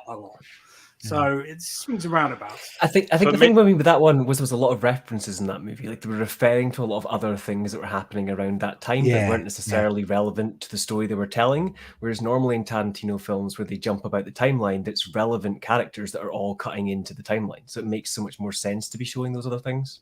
Yeah. I think that's probably it. I'm not familiar enough with the history of that time period, I guess. But I think this is the thing, if people were really familiar with the history, I think they'd love the references and they'd enjoy that more. Maybe that's why people did like it. But for me, I don't get half the references and I didn't find how they tied to the film. So for me, it didn't make sense. I agree with Pat Beck. Kill Bill is amazing. I love Kill Bill. Ben? I put Tarantino, guys. It was me.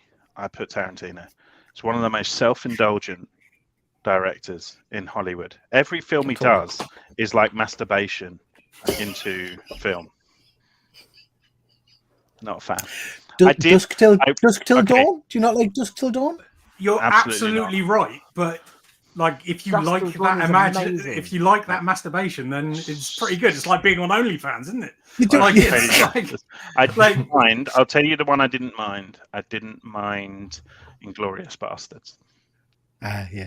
How There's only one film. Quentin Tarantino is a B movie creator who's just got incredible. No, because he's not like some B movie will get better. He just has more money, so it's still the same shit. But that's why I think he's genius, is because he's making B movies on a level. And I hope he's watching. I hope you're watching, Quentin. Yes, he's subscribed. He's subscribed. I hate you. What do we think about Nolan, Christopher Nolan? Because I think Fuzzy put him forward, and I have to say, I find most of his movies dull as ditch water, and I don't understand. What's Oh, happening come with on. them. Like, what? The Prestige and, like... Oh, I like Prestige is pretty good. Yeah, it was all right. Memento. Inception, Memento, Spectacular, it's all right. The Dark Knight. Oh, yeah, The the Trilogy. Dark Batman, Knight, the I Batman. love.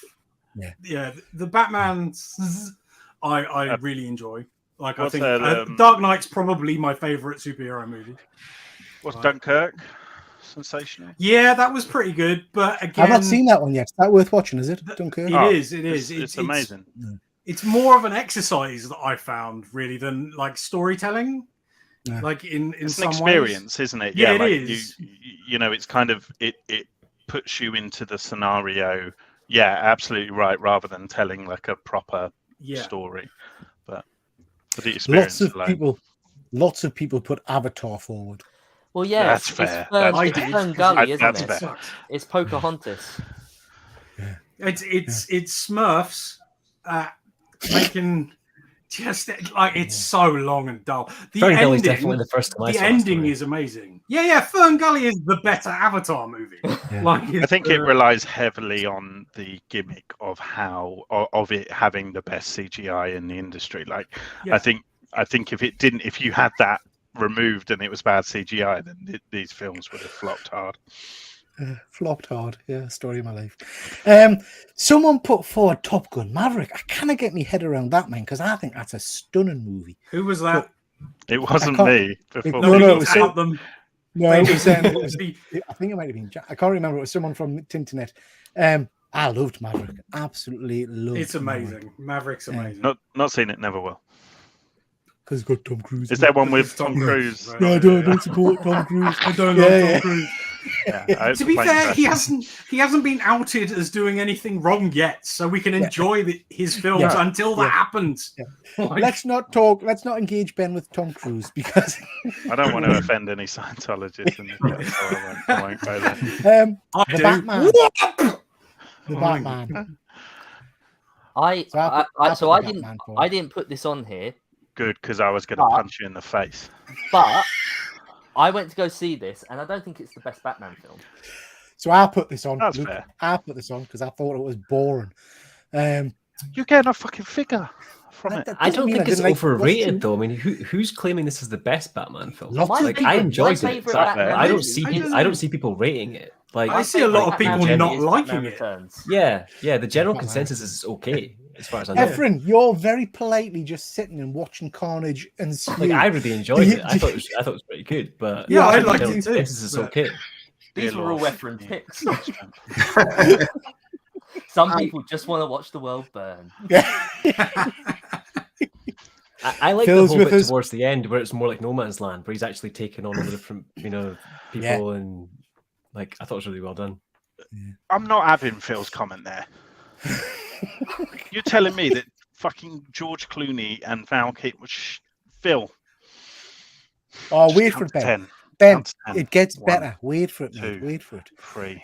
Now this is an interesting one because I haven't seen this film. I've watched the first 10 minutes and thought, me and my wife both looked at ourselves and said, nah. But I know a number of people on this panel think it's the best thing since sliced bread. And that is Everything Everywhere All at Once. Yeah. I've not seen it. Yeah, this was a great film. This was a good film. It is really stressful. I can understand why it's on this list though. I enjoyed it quite a lot. It's challenging for people though, isn't it?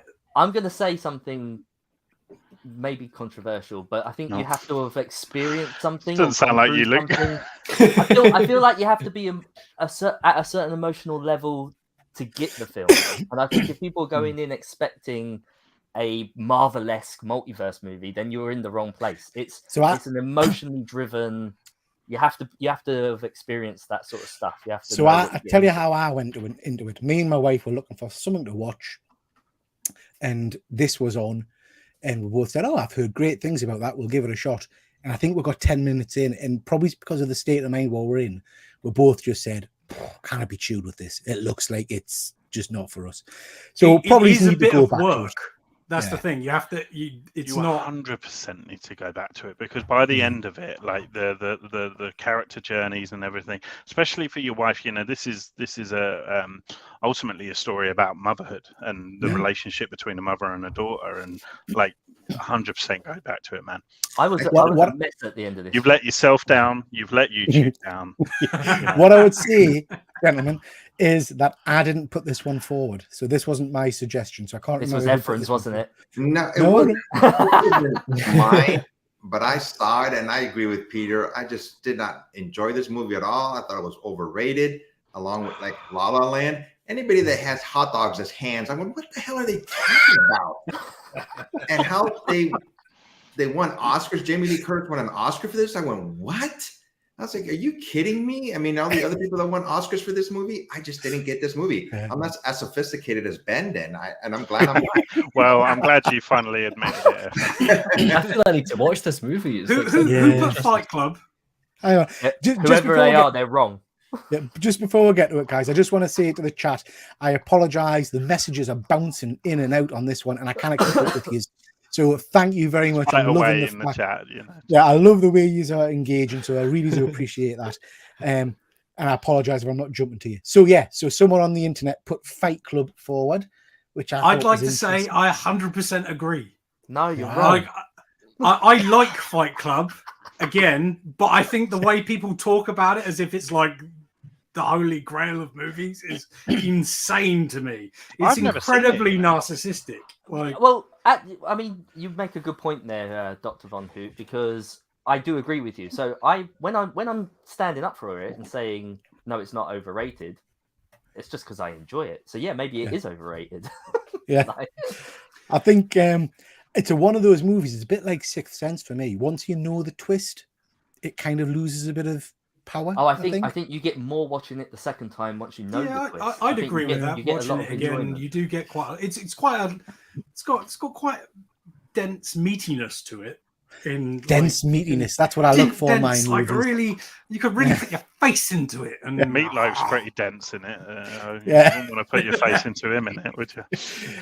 Connie saying she doesn't like Fight Club very much. It's all right. If I watch it a different day, I might have loved it. Yeah, but I feel that's what gives it the rewatchability is when you watch something and something changes, and then when you go and watch back those sections, you can kind of look at it from a different angle. But there's only so many times you can rewatch it. You know, like I wouldn't say something I'd come back to continuously. I think I'm getting really upset by these choices because in my head I'm thinking people don't like them, but it's because they're overrated. It's just overrated. I mean, I like it's about being overrated, and people talk as if Fight Club is the most important movie in history, and it really isn't. In that case, GP's got a great point. GP's got a great point. Stop talking about Fight Club, or we'll get into trouble. Ben, I'm intrigued. Are you purposely not watching Fight Club? Or no, it's just been something that's. I mean, this was his I've never been a massive, Hulk, right?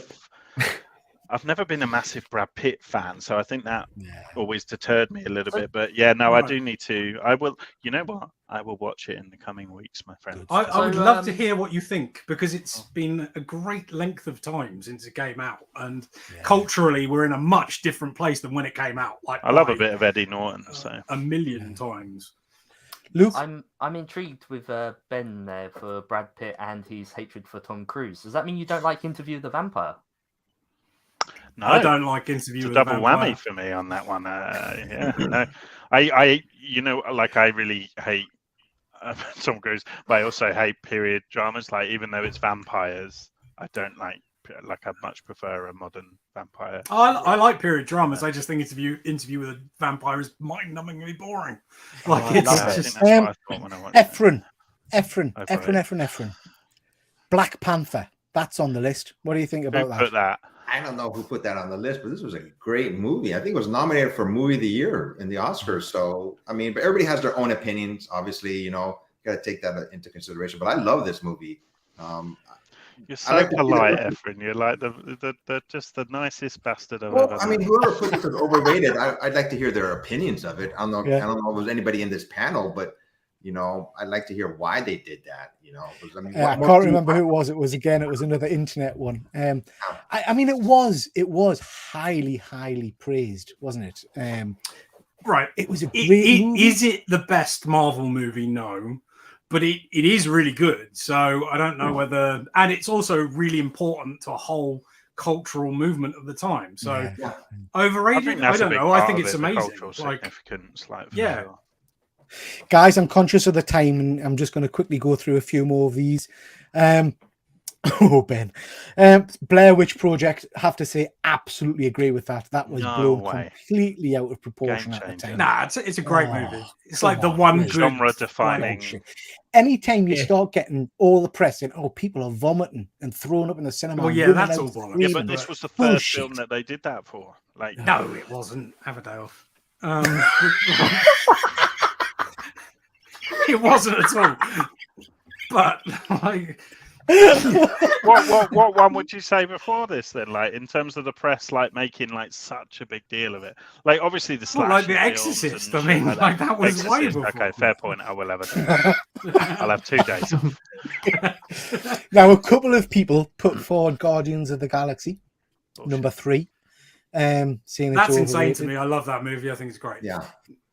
I But I don't find really that care one- about Adam Warlock, to be fair. Like, I've got no like history with Adam Warlock. Yeah. I barely remember him as a character. So, Yeah. but otherwise, the movie, best I can tell, is amazing. So, Yeah, I mean, I loved that movie. I thought it was emotional and all the rest of it. But a few people on Tinternet put that forward. James put it forward. Comic Deal. So yeah, Oh, really? interesting. Interesting. And then Fuzzy, I think you put forward the Lord of the Rings trilogy. Again, highly regarded movies. Anybody disagree with them? The I've only more seen I've them- watched I've only seen those, them the more once. I understand the reason why people dislike them.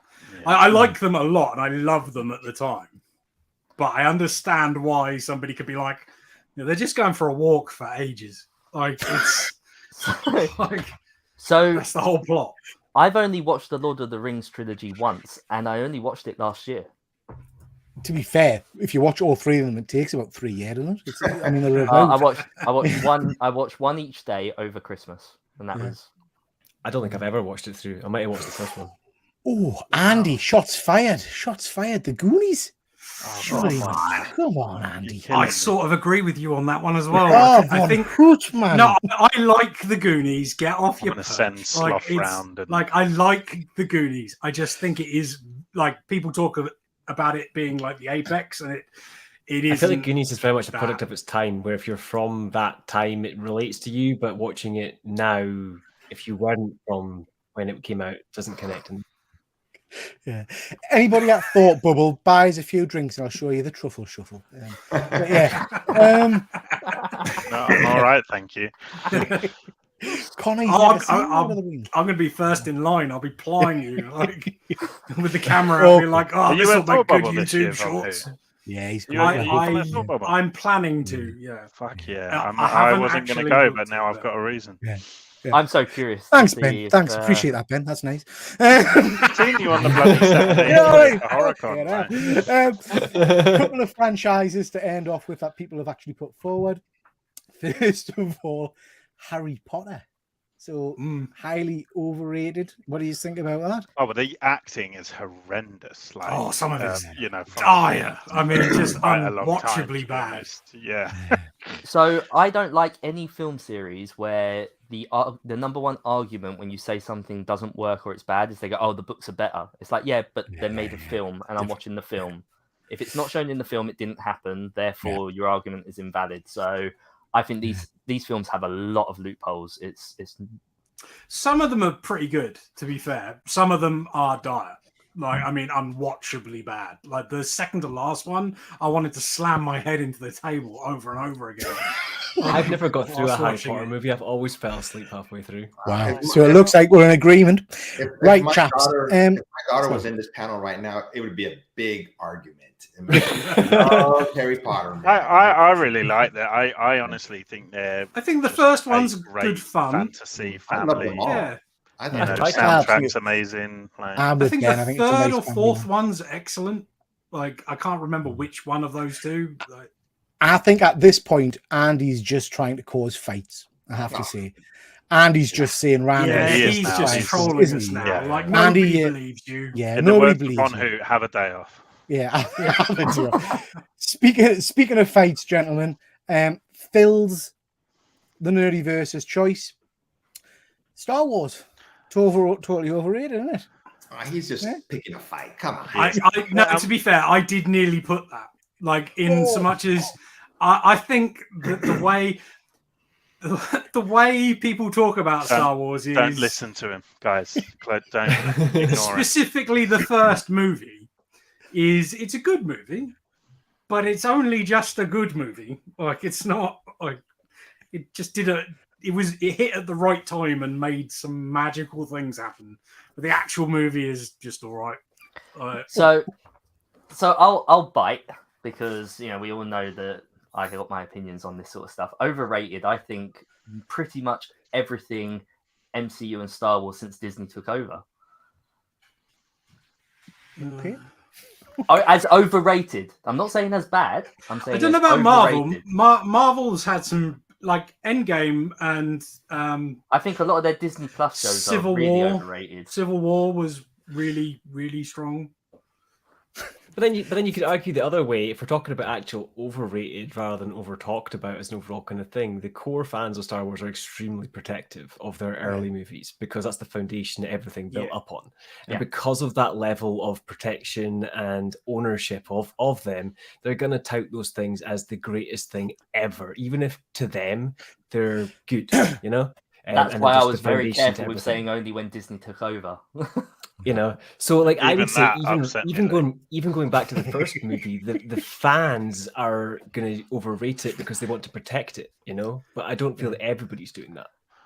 Well, we all know people in how the I comments feel here about No agree. Way Home. Oh God, here we go. We're going back to this again. So I think we'll call it a night there, gentlemen. That's been really, really interesting. Thanks for coming to me to defend that Star Wars, Peter, because the words would not have been able to. Yeah, I think your face said it all. And I love the fact that in the comments, Phil just keeps doubling down. It's the epitome of overrated. You can block him, you can stop it's the literally message. the most overhyped franchise ever. It doesn't deliver. Oh, Phil. Wow. Okay. And we've got Andy's blood pressure through the roof. Yeah. Oh! He's had a drink. Go to bed. Okay, ladies and gentlemen. Listen, we're going to call it there. That's been really good fun. I've enjoyed that discussion. Thank you for watching. Quickly just mention this week we've got a whole host of shows. I've talked about them throughout the show. You know what's coming up. Ben, tell a little bit about this. Yeah, so this is a video that I put together when I got a new Lego set purchased for me, and it's kind of you can find out if it's maybe given me the bug again.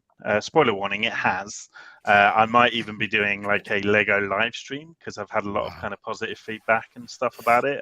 Just a one-off, and maybe so let me know if anyone wants to come on that and just discuss our kind of connection to Lego, and we can talk about the films and classic sets, and just have a bit of a Lego mingle. That might be the title for the show. I just decided in that moment. But yeah, you can check that out over on my channel now. Excellent. Sounds good. I've watched it. You had a very different experience than I had with Lego. Let's just put it that way. I know, they were very contrasting videos. Yeah. Shout out as ever to the UK YouTube community. This week Metropolis are on their little break at the moment.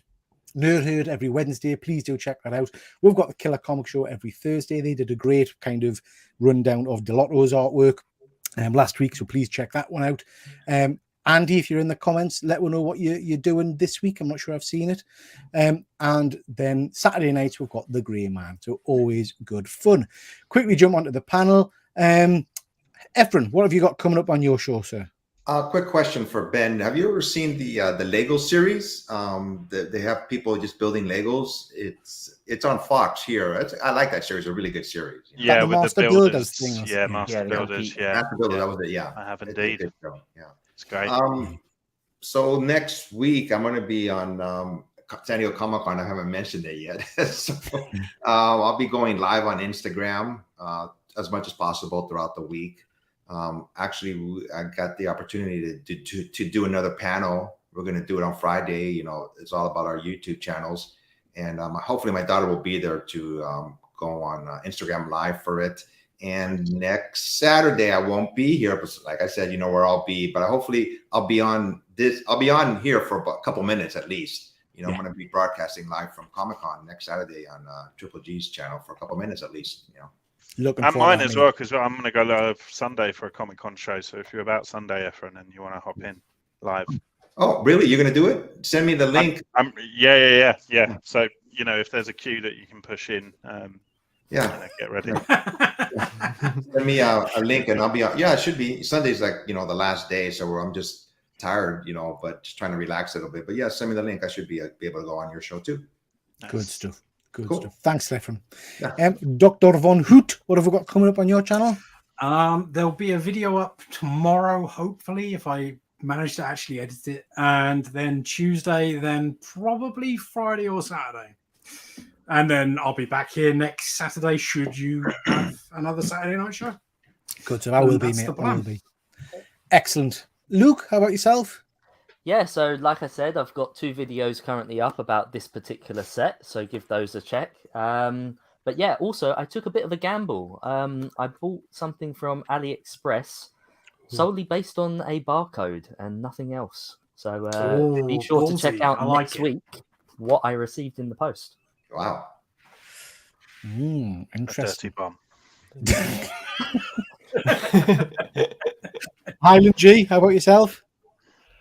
So I don't have specific plans for this week kind of coming, but I have just had a couple of things kind of drop. So I did a live stream yesterday where we kind of discussed the difference between vigilantes and anti-heroes with a couple of the guys. So I had Martin and Shane on for that. And then just a bit earlier in the week, I dropped my shelf tour. So it was about an hour-long shelf tour of all my kind of goodies. I've not seen that one yet. I'll have to go back and check that one out, mate. Ben, I've already asked you, haven't I?